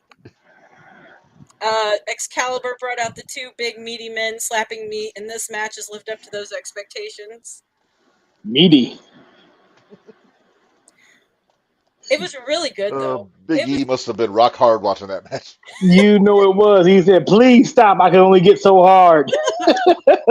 It's starting to go to my brain. Why? We have to have Lana back at the end. God, because she's a hot, flexible wife. That's why. Because she's done with her reality show and she needs work. Exactly. How many tables is she going through in the first 2 months? Well, Naya's not there, so I don't think she'll go through any. You think she would have gone through that many tables if Rusev was still with the company? He would have put the kibosh on that. He would have. What the hell are you doing to my hot wife? Table every week? No. All right. Anything else? First, you had her kissing the Bob Lashley. The Bob Lashley kiss. I wondered if they weren't going there with Powerhouse. Oh, with Hobbs? Yeah. Oh. At first, I wondered. Do you think Tony would rehash an old story? You almost did that with a I'm straight sorry, face. I almost got through with a straight face. That. What? Fast food style booking? What? Yeah, there you go. We don't need Miro losing his wife to another black man now. We don't need to right. We don't need to send that message. That's going to give him a complex, and he's going to turn it around. Exactly. So dumb. Anything else you want to add? Oh boy! You want to add? No, I think we covered it. I'd love to see more of these two in the ring. Oh, yeah. Exactly. Same. Oh, I think we're going to get it, but. I'm afraid now. Although I guess I'm afraid now we're going to get mixed tag Miro and CJ against Hobbs and Australian singing girl. No. When's he going to get rid of QT? Seriously? I hope soon. Please. I'm just glad they weren't there on Sunday. I don't want to see my TV anymore. QTV is bad TV. It is. So next was the next one you guys are gonna have to fill in if you saw it or not. TBS Championship match: Chris Statlander and Ruby Soho. The only thing I really remember about this is the finish. Ruby was gonna go for the spray paint, and Tony came out from under the ring and stole it from her, and then Chris hit her cradle tombstone thing and got the pin. Okay. But that's all I have to say about that. So I'm more confused than ever about the Outcast right now. Who's doing what? Are they all still friends or what? You know? Nope. Or maybe Tony just went batshit crazy, like you said earlier. I think she did. and I'm here for it because if that means Tony gets to be Tony again, Going hot mess so Tony. excited. So excited. Then the next match, this one, I didn't hate it, and you'll be surprised that I said that.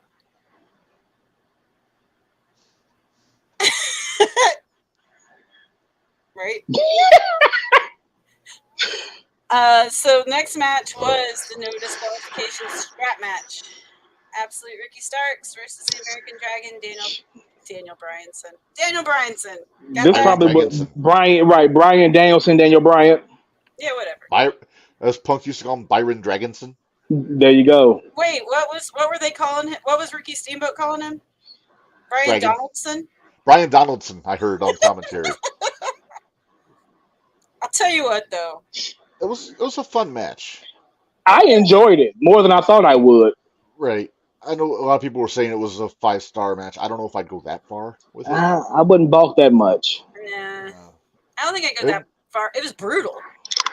Holy Yeah. crap. Welts on everybody's back. it was. The welts, right? The welts and and being busted open the hard way and stuff. Yeah, it was great in that aspect. The fact that the strap they used was a light color, so you could see the blood on it, was an interesting touch. Yes. But it was cool. I don't know that I would, if I was Big Bill, that I would have registered that much for Steamboat's chops. If he's a big guy, Yeah. I mean, Yeah. I get respecting the veteran and all that stuff, but and Steamboat, for being 70, 70, 71, how early 70s, still moves around quite well. Yeah. He does. And I was actually it was nice to see it, although I thought that was weird, but okay, whatever, that's fine. Yeah, I was confused because Danielson came out as a babyface, brought back Final Countdown, which I like. Hopefully, that's just permanent music now that they can afford it. And but he still came out with Moxley for the main event, so he's still with the Blackpool Combat Club. So I guess technically still a heel, but he was a babyface for the match, which kind of confused me. Yeah. Well, he even he was on the scrum too, with his head all wrapped up and everything. Spirit of 76.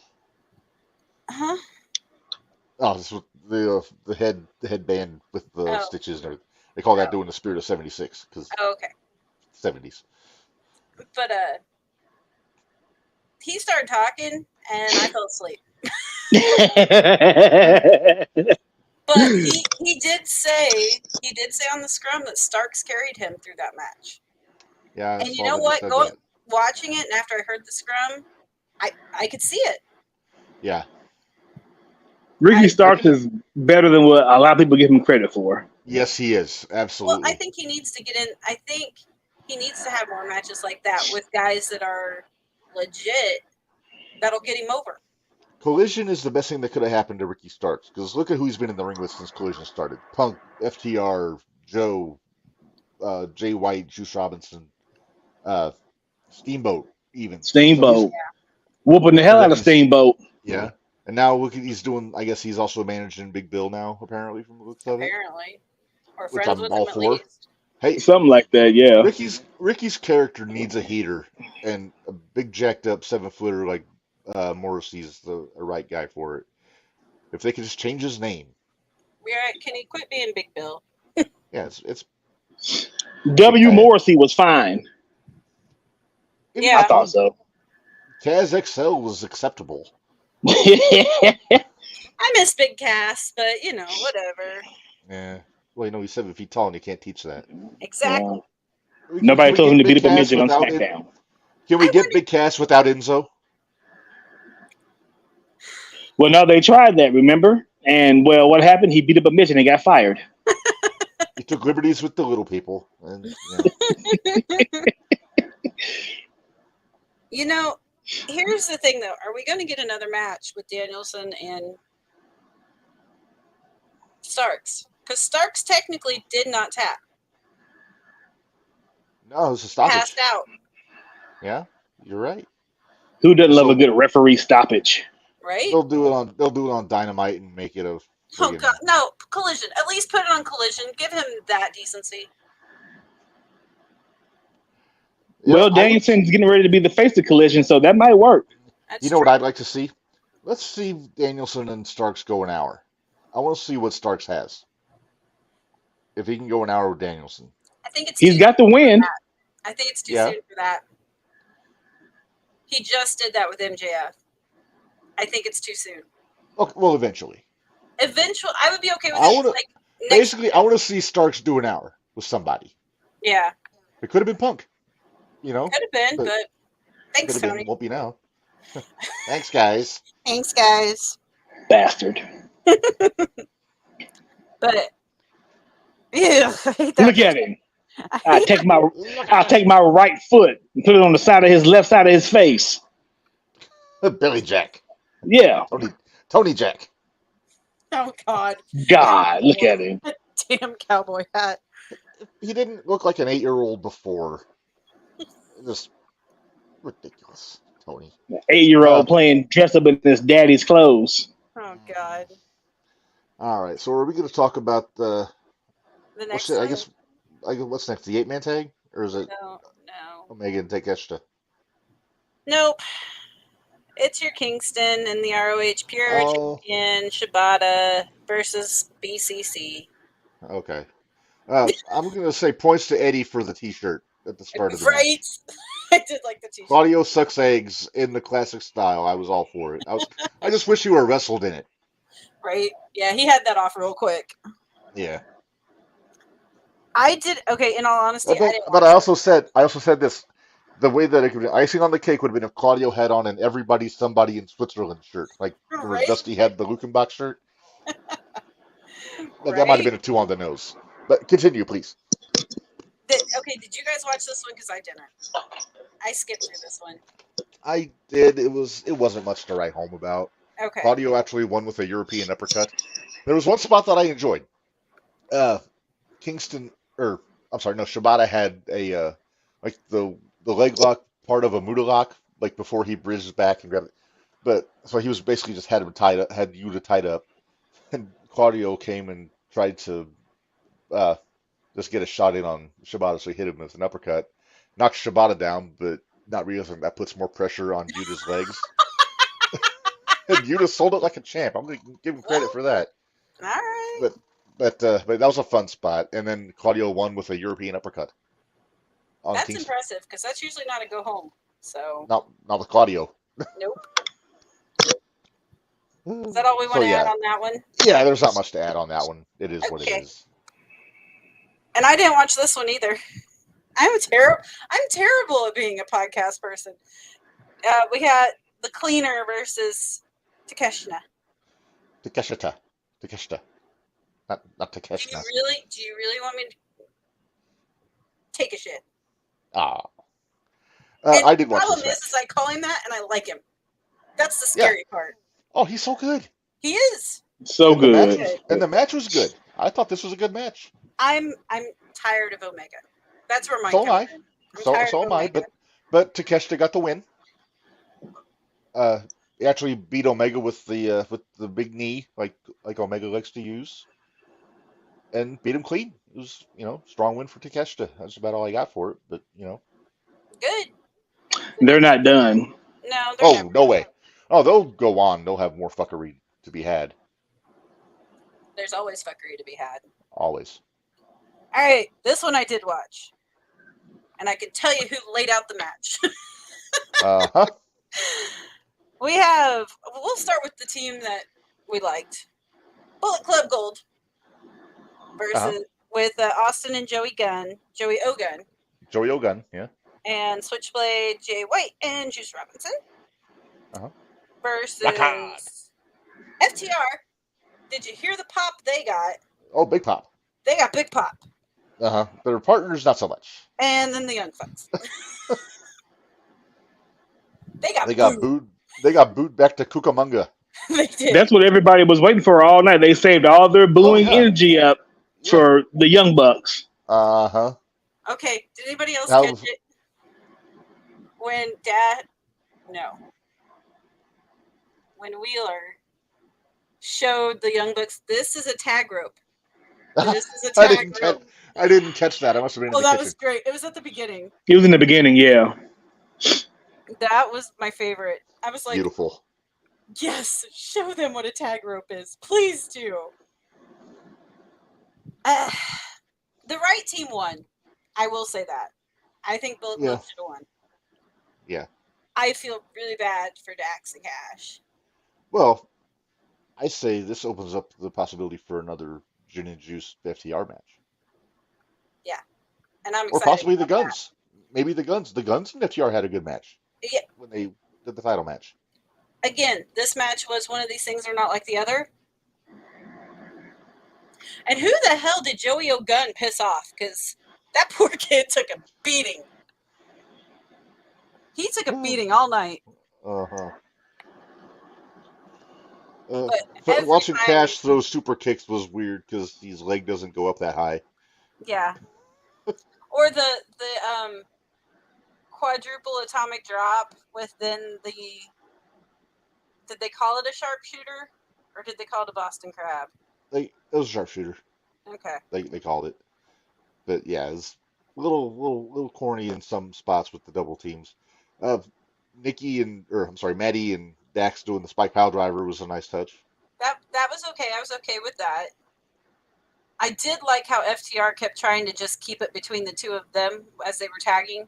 Yeah. I enjoyed that. So did And the then, fans. well, I know. And then when it came down that he had to tag in a young buck, like Fine. everybody groaned. It was great.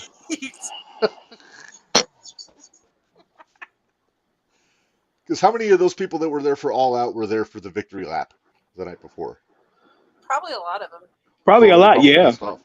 Yeah. Same building, right? Were they both at the United Center? United Center? Yep. All right. Well, anyway, so moving on past that one, I guess I'm glad that Bullet Club won that one. Okay, I'm not sure which buck it is because I don't keep track of who's who. The last one that was in the ring with Cash, was that Uh, Nick or Matt? I think it was Matt, if my memory serves. Well, I remember before Dax and the other buck came around, he kept apologizing to Cash about, I'm sorry, dude, I wasn't there at the end of that. And I was like, okay. After the finish. Yeah, after the finish. So I was like, okay. More Degrassi Junior High melodrama. Exactly. All right, is that all we want to say about that one? I'm good. Let's move on. Main event now, right? Yep. Mark, we called this. I don't know how long ago we called this, but we called this. Mm-hmm. As soon as I saw it was Mox, I was like, he's dropping it. Oh, yeah. But pockets won't be without gold for long. No, you won't. I'm going to say this. I was very surprised that in that match there was blood, but it was from Orange Cassidy and not from Orange Cassidy Moxley. and not Moxley Moxley. didn't Yeah, bleed. That was weird. which was a shocker. But I'm hoping that Orange takes some time off, though, to heal up. Yeah, he's got to take some time off because we got to get MJF and Samoa Joe. Well, Pockets has been running nonstop for over a year. Yeah. I'd say the poor bastard's due for a vacation. Yeah, he is. And it's kind of to a point now where I think some people, me being included, that I actually am starting to at least respect what Orange is doing. I may not like it. I'm with you on that. It. Hey, he's busting his ass. I mean, the character's ridiculous and the matches aren't great, but he's working his ass off. So how does he come back? How is he going to come back? Is my question. Fire Ant. Fire Ant. That was his old gimmick in Chikara. He was Fire Ant. He's gonna take a week off and he's gonna enter this tournament and win the tournament. This is gonna happen. Does he go for a different championship? I mean, I'm not saying go after MJF right away. Does he go for Luchasaurus maybe? Perhaps. Give him a run with the TNT title? I'm sure Tony would love to make him a Grand Slam guy. Is his dad alive or dead? I don't know. I mean, that's a legit question. It's a fair question talking about the TNT Championship, but I Right. honestly don't know. It'd be great if that It was the kind start of of all the feud. depends. Christian says, "Hey, Orange, is your dad alive?" Like, yeah. Like, oh, Damn.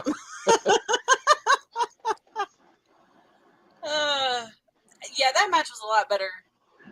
That's probably been one of the best matches I've seen those two in. yeah, I agree with that. Like I said, Moxley. I figured Mox was gonna win because it's Moxley. Right.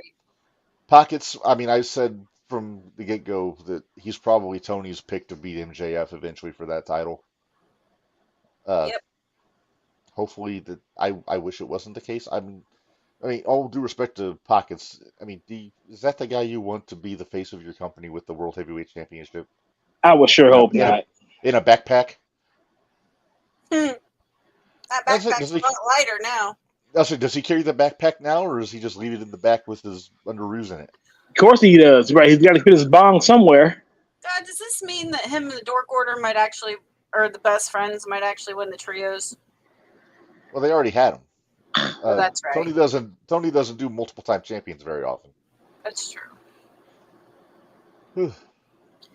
All right. Well, that was AEW for this week. So that's all out.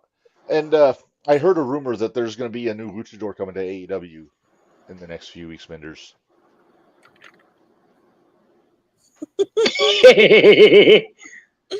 Circa 2009. Oh Lord. Let's not. Let's not do that. Oh, I'm glad I swallowed get, that water though before you get, put that up. get the rumor mill going. Mm-hmm. All right. Well, I think we truncated it nicely, and we're right at 2.5 hours. So We we are. figured this is going to be a long one. I knew this was going to be a long one. Yeah. But we got some other business that we usually tend to this time. So we're gonna bust out the new graphics here, Menders. I'm very excited here.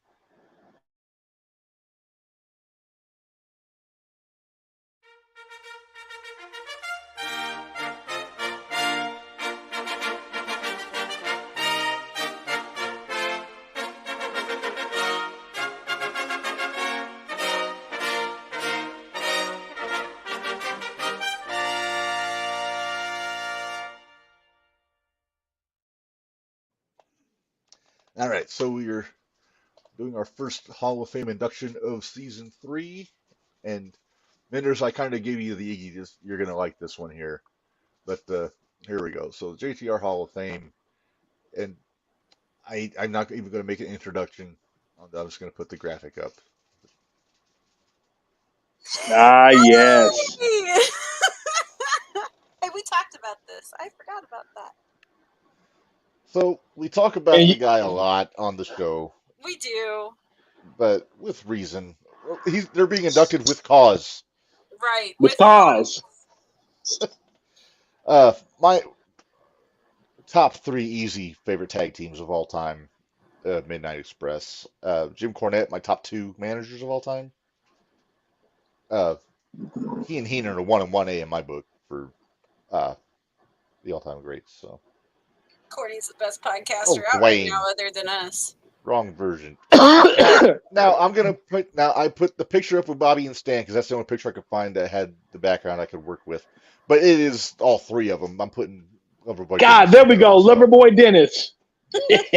Yeah, the picture on the thing is just Bobby and Stan, but Dennis is of course going in. I mean, it's those 4 guys are the Midnight Express to me. Even though technically that wasn't the original Midnight Express, and I'm not talking about the guys that bloodied up Corny in the white suit either. Look at that group. Good Lord. So there's Dennis on the right, Mm-hmm. not in front, kneeling. That's not Dennis. Thanks for the clarification.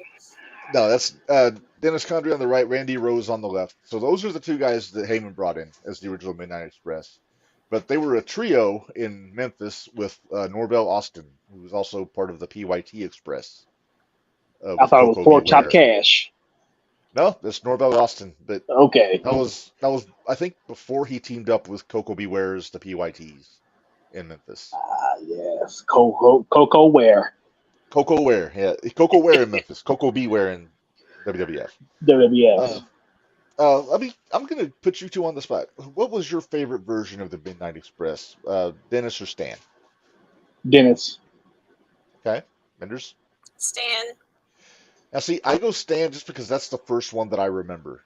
I started watching the NWA when I was 6 years old, and that was right when Stan came into the group. So I had never seen the stuff with Dennis until a few years later. But I remember my mom let me get the PWI when I was in grade school, and Lucky. there was yeah, not every month, but every now and then they'd have it. And I got one that had Elizabeth and Macho on the cover, and inside there was a centerfold of the Midnight Express with Cornette with the tennis racket. And I was like, who the hell? I'm sorry, who the heck are these guys? I was 5. Uh, Yeah. and then about a month after I got the magazine, then our local Fox affiliate started showing NWA wrestling on Sunday mornings, right before Wrestling Challenge. Or no, I'm sorry, Superstars Wrestling was on the Sunday. I would say It was superstars. it was like roller derby, then NWA, then Superstars of Wrestling, all in a row, and that was good watching. That was uh, I think it was before Fox had football, so that never got preempted. And so that's when I got to see like the Midnight Express and the Rock and Roll Express and Dusty and Garvin and the Horsemen and all those guys like live. I'd just seen the pictures for a long time. But the Midnight's always stuck out to me as being a really good tag team, obvious reasons. Uh, let's see. Dwayne professing his love for roller games. All Why not? right. I could see Dwayne hitting up a roller derby and checking it out. Roller derbies are actually a lot of fun. I've been to a I've couple. They heard that. are. I've heard that. I've got a couple friends that have done derby before. And If one my comes back down wasn't by bad, I'd so do roller derby.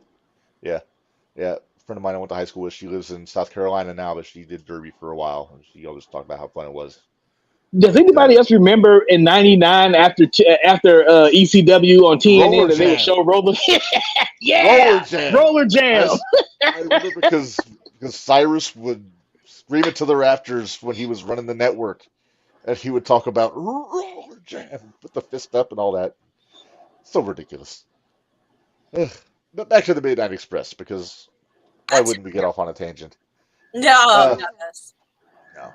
So here we see, look at these guys. This is when they were in Mid-South, about 83, I want to say. Young Corny with Dennis and Bobby when they beat Magnum TA and Mr. Wrestling 2 for the tag team titles. That's a lot of name droppage. Dwayne loved Roller Jam. All right, fair enough.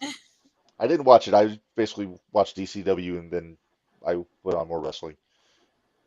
And that was good. I had a VCR and I had tapes. So, uh, when did you, Barry, I'll start with you this time. When did you first see the Midnight Express?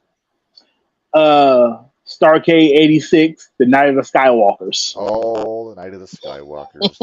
Poor Corny. Oh, Poor Corny. corny. Bubba had to have those glasses on. And, well, didn't keep his eye on the ball. And poor Corny paid Exactly. the price for it. And thunk. Blew out both knees. As a Oh, kid, man. that was the funniest shit to me ever to watch Jim Cornette fall and bounce. And As an adult, I would rewind it back and forth and watch it over and over. now as an adult, has your tune changed? Yeah, because I've blown out my ACL and my PCL, and I know how that shit feels. So no, I know it's the not funny. heartache of I know the heartache of knee injuries. So yeah, Yes, I'm with you. What you got there, Menders? I just got a delivery. Oh, look at that. You got white suit Corny with the blood. What does it say on yes, it? the bloody Dear variant. Mindy, your friend Jim Cornette. Very nice. Look at that. I hope you have a place of honor for that. It's on my dresser right next to my Cult of Cornet certificate. Don't you mean the cult of carrot? No, the Cult of Cornet. Thank you. Yeah, Dwayne, yeah, that was the plan. Big Bubba should have caught Cornette, but the He light didn't. hit his sunglasses wrong, and he guided him to the mat at a high rate of Exactly. speed. Here's the thing. I can't. I'm not gonna. That's mine too. I mean, What? falling like that. That was my first. Yeah. Yeah, yeah. I think my first time seeing them on TV, I think they were wrestling the Rock and Roll Express. It was on that Fox show. And I was all about the Rock and Roll Express back then because they looked cool. They had the hair, they had the rock and roll music and everything. This was pre-Rockers, by the way. This is like early '87, so I hadn't seen the Rockers yet. Right. So the Rock and Roll Express was the original article, and yeah, just I loved the fact that they all look kind of similar. Like I said, this was Stan, so they were all young guys, and I know Bobby never really looked young per se. He always kind of looked like kind of middle aged a little bit, but man, he was so Right. good. Yeah. He was He was born so at good. 42. Yeah, like that's like Double A, but man, CMC this what? what? CMC what? Oh, those Yugoslavian genes. Those Uh, Yeah. Yugoslavian genes. Broke your foot too. Did not break my foot. Red, please flash it. uh, it's on the shootout It's on page. the I don't have it shootout on group. on It's this not one. on this Darn one. it. In this on this show, Billy Gunn broke her foot Oh well, Yeah. and he also owes her $3,000. So and Hey, change. and change. Maybe I should go up a little bit more because I'm on hazard pay now. That's true. Uh, right, and he is a champion now. So Yeah. that's true. That's true. He's big I'll that adjust the champion money. numbers. All Yeah, right. I'll adjust the Yeah, I'm numbers. interested yeah. to see what it is tomorrow. Hey, remember when Triple H called AEW a pissant company and everybody got Yeah, all up in arms about it? yeah. It's, Yeah. I'm just saying. Anyway, back to the Midnights. Back to stuff we like. Midnight Express. Beautiful Bobby. I'm going to talk about Bobby specifically. How good was he? And back in the '80s, nobody was doing the stuff he was doing off the ropes. Nobody. Uh, Not at all. First time I saw an Alabama Jam, I thought he broke his spine. I didn't think you were supposed to land like that on your butt. That was back though when we actually believed the moves that were happening were actually hurting. That's true. Well, I probably don't tickle, but Yeah. Well, I know they don't tickle, but yeah, that was my joke. and he was neither. Yeah. Let's see. Yeah, it's okay. So here's look at Magnum TA looking as Tom Selleck as he can. So good. Why don't you clean this crap up off the beach? Right? Then you got Mr. Wrestling 2 in the background, who I can swear looked like he's wrestling in his underwear and socks with the hood on. But Yeah.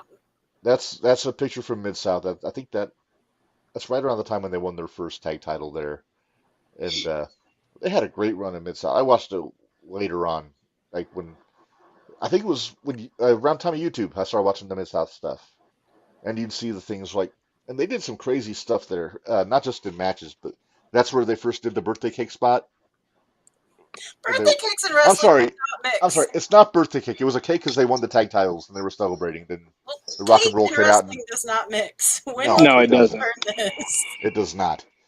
But they did that. They did the thing where they tarred and feathered the JYD. Uh, they helped Butcher Reed paint a yellow streak down JYD's back once. They did the spot I loved where Corny would take out the can of starter fluid and spray down the rag and then jump in the ring and ether like Robert Gibson Yep. and knock him out so the Midnights could win. And just so, I mean, I'm speechless with my reverence for this group of men here. But uh, but yeah, so they kind of went all over the place. They started off Well, in they this went where they got iteration. paid. I don't blame them for that. Well, yeah, but they started out. Bobby and Dennis didn't team up until they got to Mid South. They were Right. part of that big talent exchange with Memphis, where like One Man Gang and a couple other guys went to Memphis, and Watts got the Rock and Roll Midnights, Dundee, and Terry Taylor, I think, and then they were off to the races. He like corny. Yeah. Did you ever hear the story about Bubba getting his hand caught in the trunk of the car? Yeah, I heard that. Yeah, and he was, hey brother, hey brother. Corny, yeah, Corny told the story on Austin's podcast years ago. They were getting their stuff out of the car, and Bubba's not paying attention. The cabbie just shut the trunk door on his hand. And yeah, it's like you just said, bro. He's like, "Hey, brother, hey," and the guy's like, "Oh my God!" He panics and opens, and Bubba just doesn't sell it for nothing. as soon as they get in the building, then he just starts shrieking like a cat that got his tail slammed in a door. And Of Corny's like, course. "Why didn't you say something out there?" He's like, I didn't want to break kayfabe, man," or something like that. Like he was trying to protect his character, so he didn't say anything about getting his hand caught in the door. Can't be Gotta, mad about that. I gotta respect the gotta miss kayfabe. kayfabe. Yes, I love Bubba. Uh, I know he made better money going to be in the Boss Man, but Big Bubba was my favorite iteration of Ray Trailer, especially early Bubba, like UWF Bubba when he was the champion UWF there. Bubba, him and One Man Gang. Yep. Yeah, Ironically, Twin Towers eventually, exactly. but yeah, then all the stuff he did with Dusty, like in the bunkhouse matches and all that stuff. Let's see. There's now, Barry, you're a belt guy like me. Obviously, we do Gold Rush. As far as the NWA tag team belts go, which ones are your favorites? Because Um, these are the originals. These were the first ones. those are the originals, and you can't ever go wrong with the original. But I do like the later version. Yeah, I like. Let's see if I got the picture here. These belts right here remind me of the Bob Backlund World Title for some reason. Yeah, I think it's the same designer, if I'm Yeah, not mistaken. But these are the ones I like. That's the one that I have. Was this one, the blue strap? the blue strap. Yeah, there's Bobby and Okay, Stan after they and then beat the Horsemen. yep, and then I believe that Corny has those United States Tag Team Championships in his collection. I believe you're right. I'm not sure who has the world belts. It might be Dan Lambert because I know he's a big collector. Excuse me. I know There's that I another know good that shot. Corny I know that Corny painted the United States Tag Team Championship to look as good as they do. Yeah, He did that paint job. right. Yeah, so the Midnights were the first team to win the world titles while being the U.S. champions at the same time when they beat the Tully and Arn in Baltimore when on their way out. Uh, they didn't get a really long run this time with Stan. They had more runs with Dennis with the world titles. But this is when the Road Warriors heel experiment was going on. So the Road Warriors beat them for those belts and kind of squashed them. And then they went on to feud with another kind of salty group. Look at these guys. Dude. The original Midnight Express with Paul E. Dangerously. Mm-hmm. This picture's from the AWA when they were tag champs there. But eventually Paul E. brought them down to Charlotte, and there we see the face off there. Look at that. I've got a racket. Oh, I've got a phone.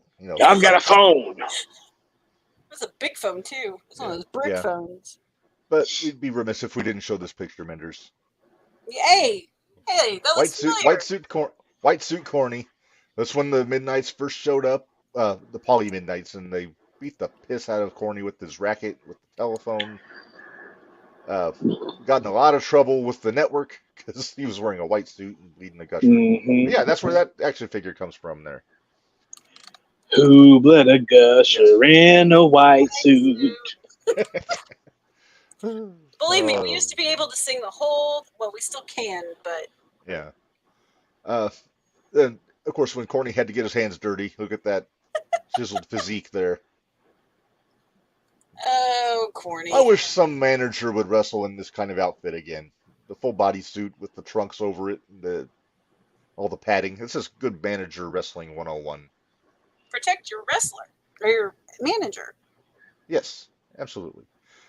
We talked about the rock and roll. This is one of the later pictures there. For my money, probably the greatest tag team rivalry of all time. I don't know if you disagree with me on that one. No, Definitely. I won't Uh, disagree. nah. Let's see here.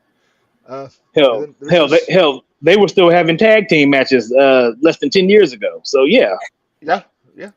And then about '04, they did their 20th anniversary tour. They were going around I think Ring of Honor a few times, and then other companies. And I think this is a similar picture that I actually have an autographed picture of the Midnight Express and Corny somewhere. I need to find it and put it in a frame, but it's from this period. I bought it off of Cornette at a Ring of Honor show, and the other three guys had already signed it. He signed his part of it right there, so that was always cool to me that he did Keep that. your hands on that. You want to know how much they're asking for those things right now on Oh, I know. JimCornette.com? Oh, I know. I gotta find it's in my drawer somewhere. But yeah, I need to get it into a frame post haste. But it was my Bret Hart picture. Yeah, Now there. I looked up to see how much those were going to cost because Mhm. this year we've decided with Christmas we're separating out everything. So Bari has his own thing that he's getting everybody. I usually get some. I'll get something for everybody, and then AJ will get something for everybody.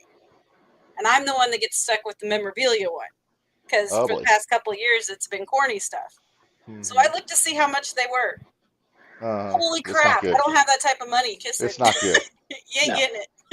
I wouldn't even fix my mouth to ask you to get me that. Because I think the lowest price one is like $230, It was Something like that. $239. Yeah. $239. Goes up to The 270. top tier ones, I think, was sold out already. Was top tier sold out? They were $1,000. Yeah, because that's the ones that had the autographs and the all the in the book. Yep. That's what I was. That's my holy grail is that Cornet Midnight Express anniversary book that was out before. But I'm never going to be able to afford that one Yeah, no. if No, anybody's willing to sell it. exactly. Uh, let's see.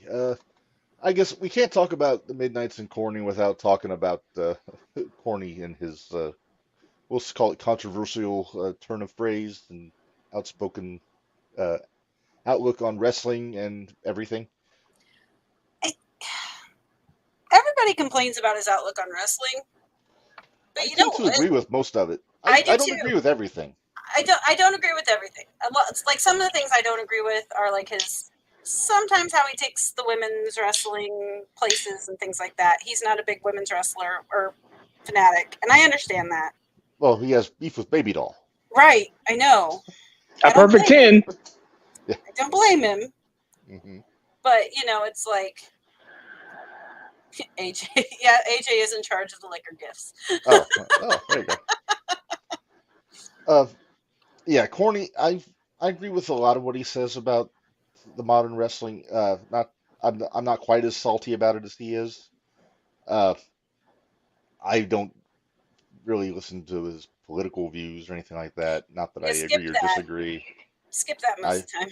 Yeah, I tend to avoid that. I love hearing the stories about like the landscapers and everybody at his house and when Have his you heard the cable's story out about or the Mustang?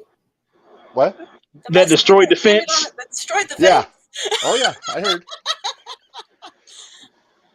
Hey, The Mustang Bari, that destroyed the fence. can we share, I think, our mutual favorite Jim Cornette anecdote about Doug Basham?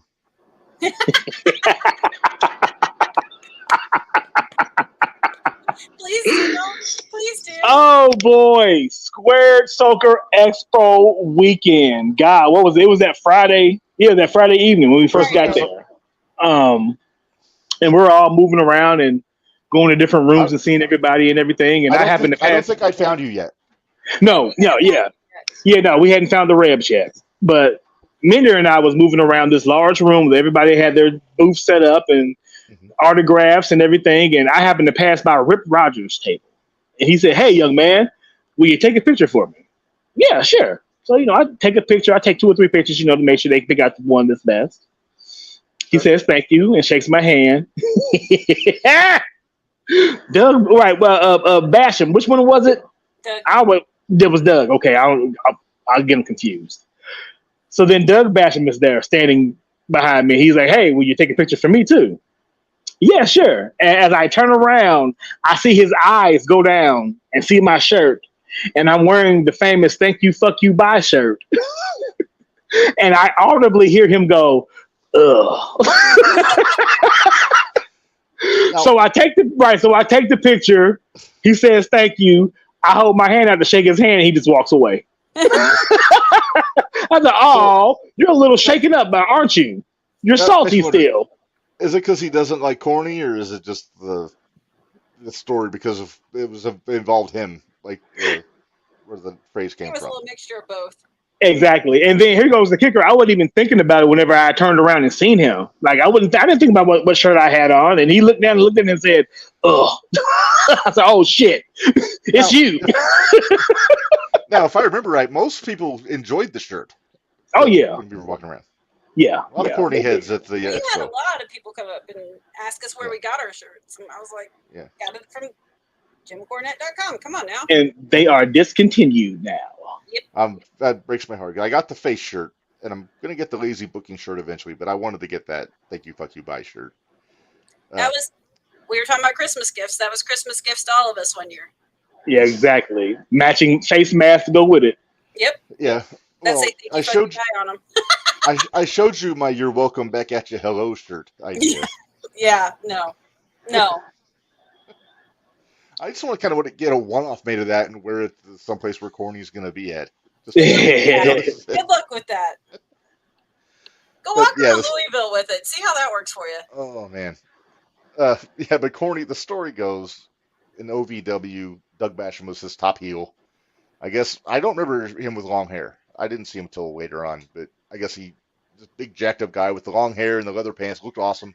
He was their heel, and he went up to I think he went to a SmackDown taping in Louisville for a tryout or a dark match or something, and comes back to OVW the next week and is bald. And Cornette loses his shit. He's like, "What the fuck did they do to you?" And Yep. he goes, "Well, they wanted to see what I looked like bald, so they shaved my head." And Cornette said what he called one of his weekly angry phone calls to John Laurinaitis in talent relations. And I forget the verbatim, but it was something like, "Hey, John Laurinaitis, this is Jim Cornette. My top heel just came in looking like a 40-year-old truck driver. If you wanted to see what he looked like bald, either imagine it or let me know, and I'll do it in a hair match and Right. Make some so money. that make some money. Thank you, fuck you, bye," something like that. And that story goes viral, and then we get the glorious T-shirt that you two wear so proudly to 01 shows all the time. And AJ. Uh, and AJ, yeah. Actually, But I never wear it to 01. no, you haven't, have you? You always wear your Jimmy Carrot stuff. If Jimmy Carrot's on the card, my Jimmy Carrot shirt's going on. Yeah, but it's just that story goes viral. I love hearing Corny get worked up Yeah. because it's just ridiculous. Uh, and if you want to hear Corny get worked up, there are options. If you don't know, you got the Jim Cornette Experience right there. That's his That pod. one's my favorite. That's a good one. It's the one on. It drops on Mondays, right, Menders? Yeah, usually. Yeah, and It then used to be like Fridays, and then I think it adjusted AEW for the got all drive-through. the, yeah, Yeah, then the drive-through drops on Thursdays. I want to say. usually. Thursday or Uh, Friday. yeah, they're both similar now, reviewing the product and then telling stories. But I first started listening to the drive-through and it was just a Q&A podcast. Like the experience was the one where they would review the wrestling, but then the drive-through was just questions, and then you'd hear Corny telling road stories or whatever, and I always enjoyed that. I wonder how Exactly. much longer he's going to be actually watching the product. Well, if there's no Punk, then There's Collision's no going to be the Punk, so shits. he might be like, I'm watching it, Like, do we have to review Collision? Something like that, you know. right? Motherfucker. You got better things to do on Saturdays. You can hang out with Harley Quinn and the wife. Right. Exactly. What's the channel he watches? See, Singuli. Yeah, Spinguli. Spinguli, yeah. Spinguli. But yeah, if you like wrestling podcasts along with ours, check out the Corny stuff because it is entertaining. Also, by the way, you know how they have song submissions? They used to. Do they still do that? They still do it on the drive-through. But there was a group that submitted a song that is from Central Illinois, I guess, Oh, and the song was really good. They submitted it for a theme song for the drive-through. They are playing in Charleston next Saturday. I where just at? saw. I forget the name of the place. There's an event on Facebook. I'll send it to you. But Okay. I'm tempted to take the drive out to Charleston and check them out. Maybe wear my Corny shirt, see if I can get the rub. You know. There you go. But We do have to mention, Oh shit. if we're talking about Corny, hmm our friend Turbo, AJ's kitty cat, Uh-huh. has been mentioned on the podcast. Really? Yes. Not in Reggie's corner, I hope. No, not in Reggie's corner. This was pre Reggie's corner. AJ had actually submitted an email, being drunk one night, I think, and No. had said and it said that he was listening to Corny, and every time he had it on, Turbo would always sit out there and listen to it with him. But if Corny started talking about the Bucks, he'd run away. Like, smart cat. Turbo was a kitty with discerning taste. Yep. I think he froze. Oh, Barry, did you freeze? His phone died. Oh, Take him oh out. boy. His phone died. All right, I'm going to remove Barry here. That's Hopefully not we can get good. him back in. We're at the top 10. This could be bad. Yeah, yeah, but I'm honestly ashamed that it took us this long to get the Midnights and Corny into the Hall of Fame. It probably would have been sooner, but Yeah, well, circumstances, yep. But I think it's a very solid choice to kick off season 3 with those fellas. Oh, is he back? Like I said, not yet. Okay. But yeah, so Corny, Bobby Dennis, and Stan all get in. No disrespect to Randy Rose or Nobel Austin, but that's not the Midnight Express I remember. No.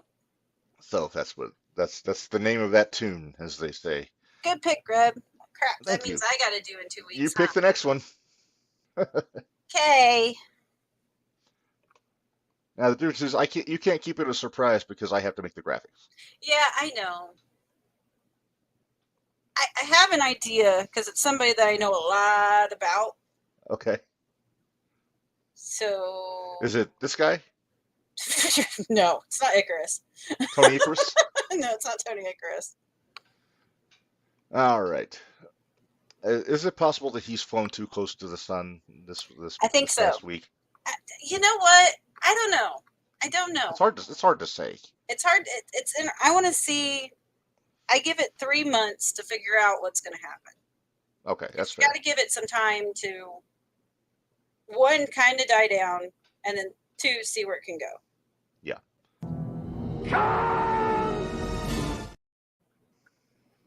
I actually almost opened the show with that, but I decided against it. You know. Yeah. All right. Well, let's get into our last bit of business before we say goodbye, Minders. Because we're going on 3 hours. We're over 3 hours now. I know we are. Hey, Jay. Oh, you didn't see that? Duck Jimmy Carrot into the Hall of Fame. I am not. I wouldn't do that. All right.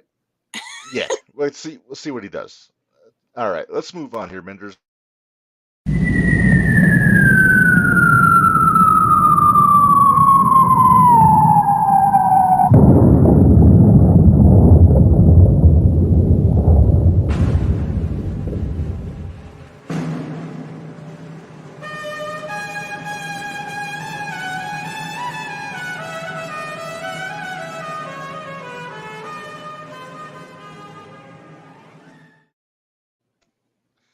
I had to. I know you had to. I had to jazz up the opening a little bit for season 3. And of course, I had to use the Don Rickles La Macarena entrance mariachi trumpet piece. So as you can tell, it is Top 10 Tuesday. Our subject today, because this week is Impact Wrestling's 1000th episode. Is it really? It Holy is, cow. yeah. And a bunch Team 3D's getting back together for one night. A bunch of the old names are coming back. So I thought we would do greatest TNA feuds here, and most of these are from like the 02 through like say 2015 period. Some might overlap a little bit. I messaged my TNA person, so I have a list, but it's not numbered or anything. But I want to see how many of them you have on yours. All right. Well, I run down the list, and if I've got one that you've got, then you can chime in, and then whatever I don't get to, then. Well, I'll just mark it off if you have it, and then we'll go for honorable mentions as the ones I still have left. That'll work. Okay. All right. Although I know a couple of them you do have, so. Yeah. AJ, don't get ahead of me. Tom versus Kim for number 1. I love that feud. That's such a good one.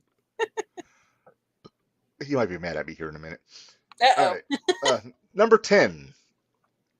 Team 3D versus the X Division. I want to say 2007. It started off with the Machine Guns getting a clean win on the Dudleys in a pay-per-view, right when they were first really starting to build up their steam as a tag team.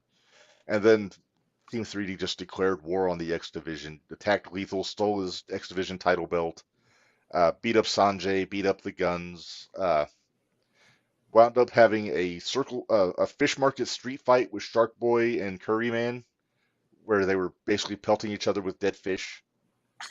It's on YouTube. You gotta check it out. It's a hoot. Okay. Okay. There was a point there Wait, was a point where is this Jarrett booking? Is this uh, Dixie Carter booking?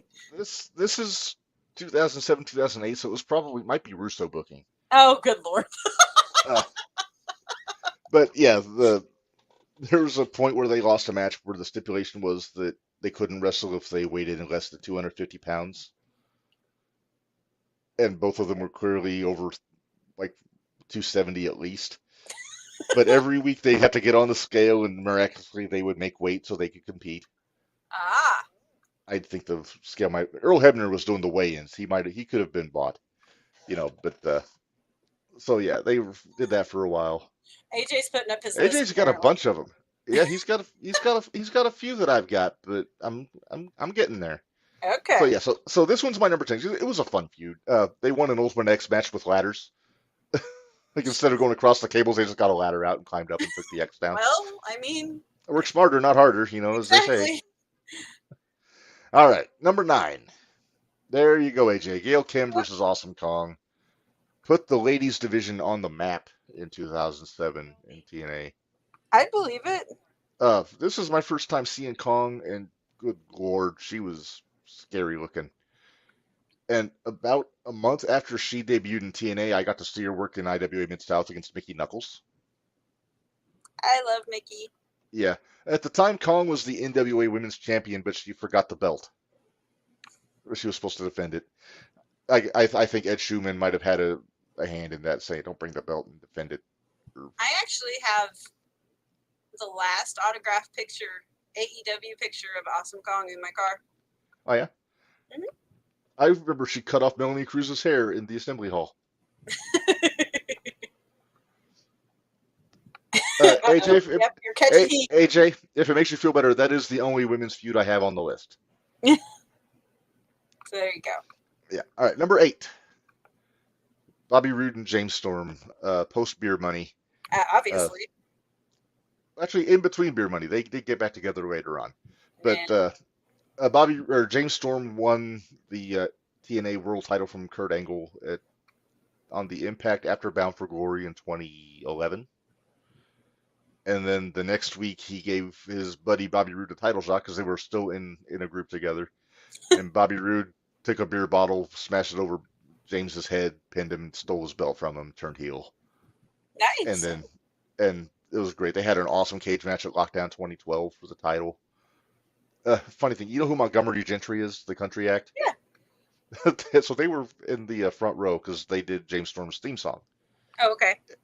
But Don West, God love him, didn't know that it was two guys, so he was talking about Montgomery Gentry like it was one guy.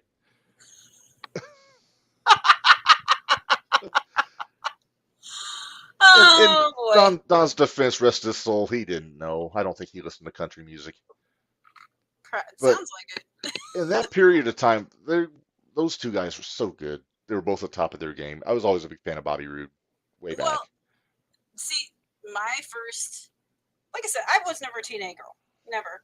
So my first time seeing James Storm or Bobby Roode was NXT when they came over to NXT. Oh yeah, I remember James was there for a cup of coffee. Yep. He was there for a cup of coffee, and then, of course, you had Glorious, so. Uh-huh. Yeah. No, I was a fan of going back to like 2004, 2005, when James Storm was in America's Most Wanted. Bobby Roode was in Team Canada. And it's just good stuff. Scott D'Amore was the coach of Team Canada, very portly fellow. He's the boss at Impact now. But yeah, so I had a very deep investment with those two guys, and I loved it, watching them go. Let's see, number 8. This was kind of a silly feud, but man, it got ratings. Bully Ray versus Dixie Oh, Carter. jeez. They What is it built with up. Bully Ray and putting women through tables? Well, Dixie had it coming. Well, I'm sure she did. I'm not saying she didn't, but This was a 6-month build that led to maybe the best payoff in the history of TNA or Impact at this point. They did this table spot in the Hammerstein Ballroom, which is ECW territory. yep. It was Bully Ray had been a heel. Oh, hey, this popped me. Eric Young versus his own Pyro. That popped me, AJ. You got me. Something is falling on my head. But no. So Bully had been a heel. Dixie was the heel owner. like feuding with like AJ and all the baby faces, and she brought Bully in to be the enforcer for the cage match. Like he was the outside enforcer for a lethal lockdown match, which Okay. is roof and weapons and all like fuckery basically. Ah, Uh, sounds like Mama's house. yeah, but long story short, one of Dixie's guys got a little fresh with Bully. Bully put him through a table, helped the other team win. Dixie Ah, vowed Dixie vowed a fiery vengeance, and she brought in EC3 as her nephew, Rockstar Spud. Uh, she got Rhino to roll over on Bully and turn heel. Rampage Jackson, King Mo. No, not Rampage. King Mo. Rampage was with Main Event Mafia at the time. And Bully wound up getting back together with Devon. This is after Aces and Eights was a thing. So Devon came back, Tommy came back, uh, and they started going around with Dixie's group. And the whole time Bubba was vowing he was going to put Dixie through a table. This, like I said, this went easily a good 6 months. And finally, he said, "This is the day." And oh, I forgot. Dixie had hired Ezekiel Jackson and Gene Snitsky as heavies, oh my gosh. and they didn't do the job, and she fired them. You The think? ver- and the day and the night that she fired them and kicked them out, that's when Bully came out with Devon and Tommy. And they beat up all Dixie's guys. Dixie tried to run. The entire locker room comes out and stops her, makes her go back. And then they do the big power bomb off the ropes, put Dixie through the table, and we get this shot. Yeah. And so just the payoff was so good for that. I had to put it on here, and I think it was the highest rated like segment in the history of Impact. Well, If I'm everybody not, if hated Dixie, so I get ever, it. nobody liked Dixie. I know it's crazy. All right, number Eight, six, six, six. six. All right, six, and this is kind of cheating because I've got part of this on here twice. But Okay. Styles, Joe, and Daniels. Okay. First So does time. that mean I take? All right. Hold on. All right. I'm gonna take that one out then. All right, so this is the first time the X Division Championship ever headlined a pay-per-view for TNA. It was the three-way dance. Daniels defending against these two guys. Styles wound up getting the win. Joe was in the middle of his undefeated streak, and he didn't take the pin, so he was still undefeated, Gotcha. which is good business. That is good business. Yeah. And then this match went out for several years, was considered the greatest match in the history of TNA. And then they wound up doing a rematch in '09 when AJ was the world champion, and they had another three-way dance. Only But 5-star match in TNA history, as AJ says. oh wow, they also had a good Ultimate X match where Daniels went to the top of the truss that the cables were attached to and jumped from the truss to the middle of the X and took the belt. It was a really cool moment. Dear Lord. Yeah, not smart necessarily, but it was cool to see Well, when you're in your 20s. I was gonna say we never said. I'm just laughing at the fact that AJ Styles has short hair in that picture, and that just Oh cracks yeah, that just cracks me up. he didn't have long hair till like 2014. Oh, I know, but it still cracks me up. Yeah. All right, number 5 here. Kurt Angle and Sting. I'm not a big Sting fan, but these two guys had a really good feud in '07, early '08, into '09 when they were in the Main Event Mafia. But See, you're hitting that area where I didn't watch any wrestling. yeah, Period. but this is when Angle was having the best run of his career in TNA. I think he had the belt for almost a year. But Sting wound up beating him for it at Bound for Glory. Angle won it back like 3 weeks later on Impact. And then they had the tag match where Booker T debuted as Sting's partner. Uh, and yeah, so they always had a good story. Angle went to Sting's kids' football practice and slapped him around in a video segment.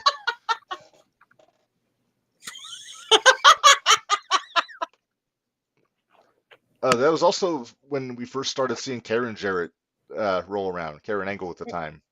Oh yeah, I forgot about all that. Now, I don't know that is he a flat earther? I don't know. Yeah, I I don't don't think know. he is.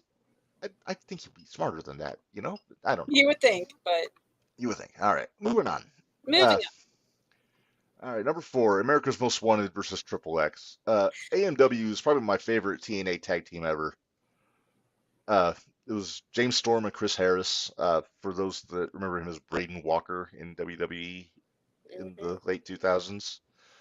And Triple X was a three-man team at the time. Christopher Daniels, Loki, and Elix Skipper. And it was this kind of thing. A&W never was able to beat Triple X because they always had the numbers game until I think it was the first cage match that Teen ever did was Daniels and Skipper against AMW, and AMW won the tag belts. Hit their death sentence off the top of the cage. The death sentence is actually a Midnight Express move, the old trash compactor, Oh, where okay. James Storm holds the guy like horizontal, then Harris comes off the top of the leg drop. So Yeah. that was their finish. And that feud went on until Victory Road '04, when Triple X was forced to disband after another cage match. That's the one where Eagle Skipper walked to the top of the cage Ah, and did okay. a Hurricane Rana. Crazy, crazy, crazy to see. So that definitely deserves mentioning at number four. Four. Got that Yep. at 4. You're at 4. Yeah. Got All this. right. Number three, Samoa Joe and Kurt Angle. Got it. Wait, that says number two. Oh, hang on, I got my numbers wrong. Oh, number Uh-oh. three. Here we go. Number three, Aces and Eights in TNA. Uh, I don't know if you remember. This was Bully Ray's biker gang faction that went to war with the company. When this is when Bully had his world title run. Mm-hmm. But it was, you see, Devon. That's Garrett Bischoff, Eric's son. Oh, Uh, jeez. Wes Briscoe, Gerald's son, with the long hair. I think the arm on the right side is Luke Gallows, and I don't know who the schmuck in the hood is. That might, but they had multiple people. I think Ken Anderson wound up joining that group. Mike Knox was one of them. And then they did the big reveal where Bully beat Jeff Hardy in the cage with a hammer to win the title, and then revealed he was actually the leader of the group all along when he'd been like fighting with like all the TNA guys against them. Taz was their announcer. Nice. I like Taz as an announcer, Uh, damn it. in storyline, yes, Bully Ray dated Brooke Hogan, but I don't think that was in real life. Mm. I don't know if he was I don't know if he was Schlippin' Velvet Sky yet at this point, but I'm not sure. But yeah, this angle went for quite a long time until I think it stopped around the time that AJ beat Bully for the world title in 2013, Did you see what if my AJ math just is put right. up? The The first few first few months of months of Aces and Aces. Eights was awesome. Huh? Yeah, go ahead. What? Oh, I was First going to few read months it. of Go Aces ahead. and Eights was awesome. About halfway through, they kind of just forgot what they were doing. And kind of with the NWO route where they just started putting a ton of people into it Ew. and kind of jumped the shark a little Eat bit. that. Yeah, Dark Order but what? it was yeah. What? All right, all right. Number two. No big surprise here. Joe and Angle. It's not Yeah. number one just because I think they fast tracked it. Angle debuted at Bound for Glory of '06 as an enforcer for Sting and Jarrett, but he had pull apart with Joe that like on the night of the pay-per-view, like on the pre-show.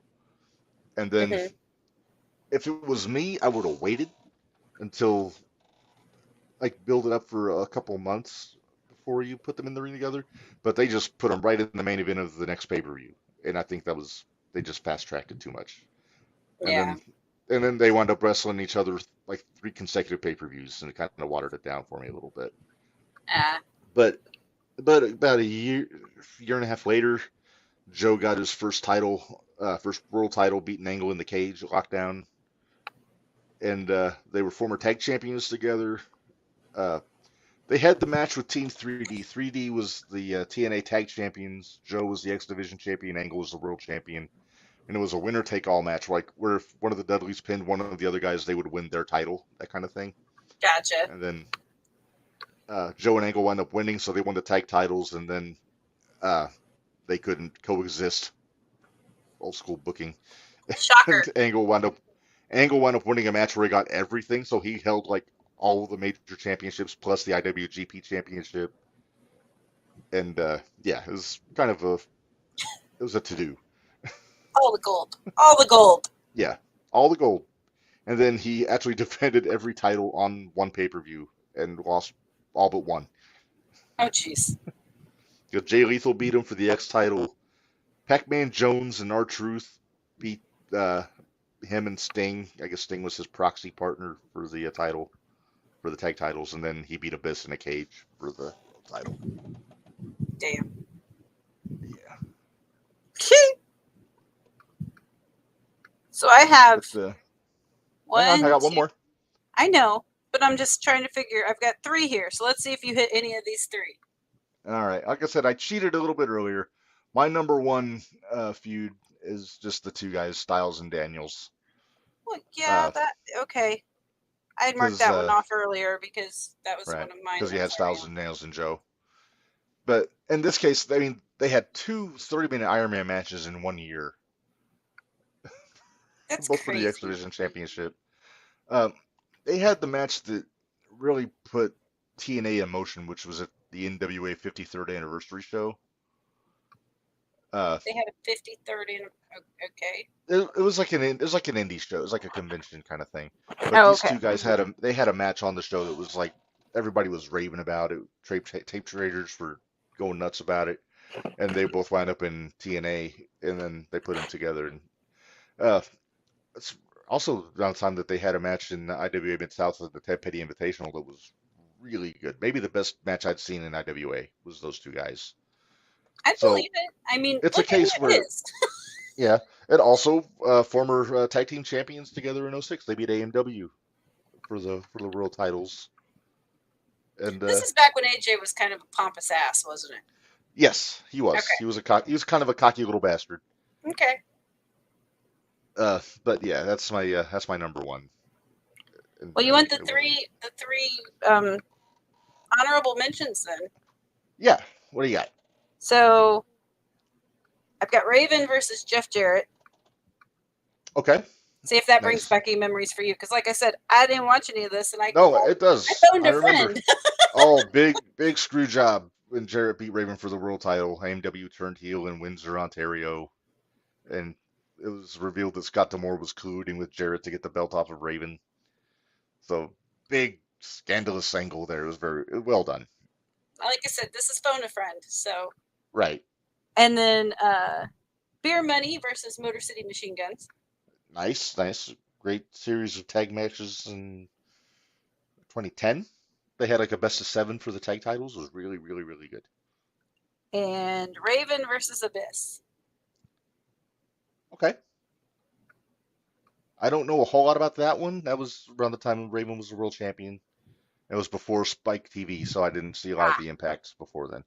Gotcha. I actually almost threw one on here. Is AJ your guy? I'm just curious. No. Oh. Nope. Sorry? Nope. I'm not giving up my sources. Okay, as a good journalist, you don't have to give up your sources. But I'm not giving up. I almost threw on Raven and Father James Mitchell as a feud, the old Sinister Minister, back when he shaved his head. I'm actually kind of surprised that wasn't on this list, honestly. I almost put it on there, but I decided against it. But yeah, so that's our top 10. I said, since they're having their 1000th episode, I thought it was only fitting. Yep. But yeah, so too bad I've only seen like 2. Oh, that's all right. There's YouTube. There is YouTube, but you told me this morning. I didn't have time to watch it and all it. Well, no, you can go back now and check some of this stuff out. Yeah.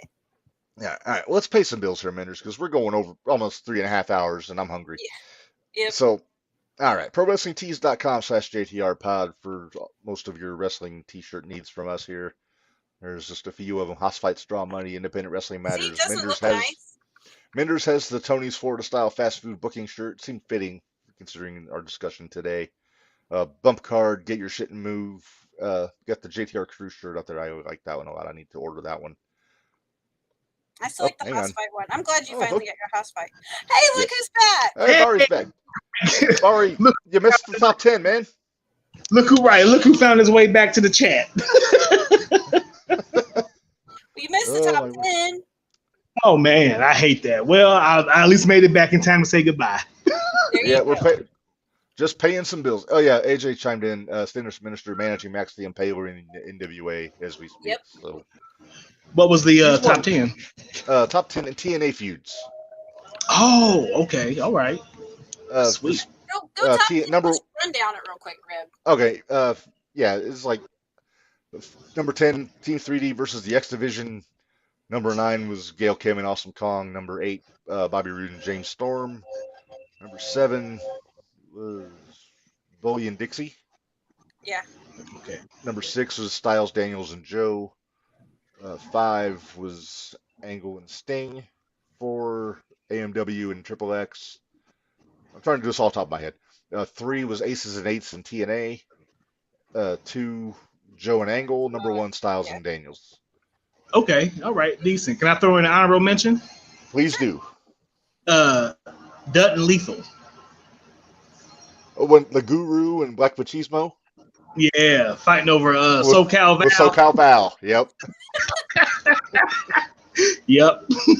Uh, oh, the wedding. Oh God. Weddings are never good in wrestling No, either. Weddings are didn't never go good well. in wrestling. Don't go together, just like cakes and wrestling don't go together. That's right. All right, so we're paying bills here. We talked about All right. PWTs. We got the Prodigy shirt here on PWTs. Look at that handsome pun. Looks like an egg. Hey, that's not nice. I look like a deviled egg now. brainbustertees.com/other/JTR-podcast-network. You got t-shirts, hoodies, caps, stickers, fanny packs, all kinds of good stuff on there. Kitty You got Mindy. stuff from the 0-1 shootout. You got stuff from Gold Rush. You got stuff from Jumping the Rail. All kinds of cool things on there. If you want a picture of Mindy's face on it, you get the spoon shirt. Or you can get Giddy Mindy if you want to see her all happy about stuff. Usually about Jimmy Carrot. Not always. Sometimes. If you want to support our Cringy friend, Mindy would be the Jimmy Carrot one, Cringy, honestly. yeah. If you want to represent our good friend Gary Vaselio, you can get the Bearded Dragon shirt there. Simple, just a gray shirt, which I think he appreciates because it's kind of his jam. Simplicity at its finest. Simplicity. Hey, it's like KISS. Keep it simple, stupid. That kind of thing. All right. And tomorrow night on 0-1 Shootout, I believe we are. I don't know. Are we confirmed to have our friend the Powder Keg Jimmy Carrot rejoining us again, Menders? As far as I know, as of last discussion, that is the plan. All right, sounds good. Looking forward to that. He might have some interesting. It's always interesting when Jimmy shows up on the shoot. Always. You never know which Jimmy we're getting. That's true, and which part of the woods he's going to be hiding in, because he's always in some undisclosed location. Undisclosed location. Yes, which is a nightmare for any podcast producer because you don't know how his Wi-Fi is going to be. And you never But know I digress. to mess with it. Yeah. Bari, we're doing a Gold Rush this Friday? Yes, sir. We are doing the Gold Rush this Friday, and this week's belt of choice is the SmackDown Tag Team Championships from 2002 to 2010. So it's gonna be a good one.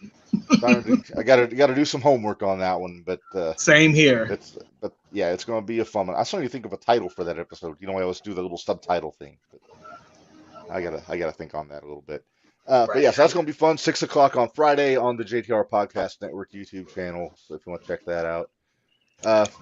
Other than that, I think we have covered everything. Like I said, a lot to talk about this weekend. I think 3.5 hours was necessary to cover everything.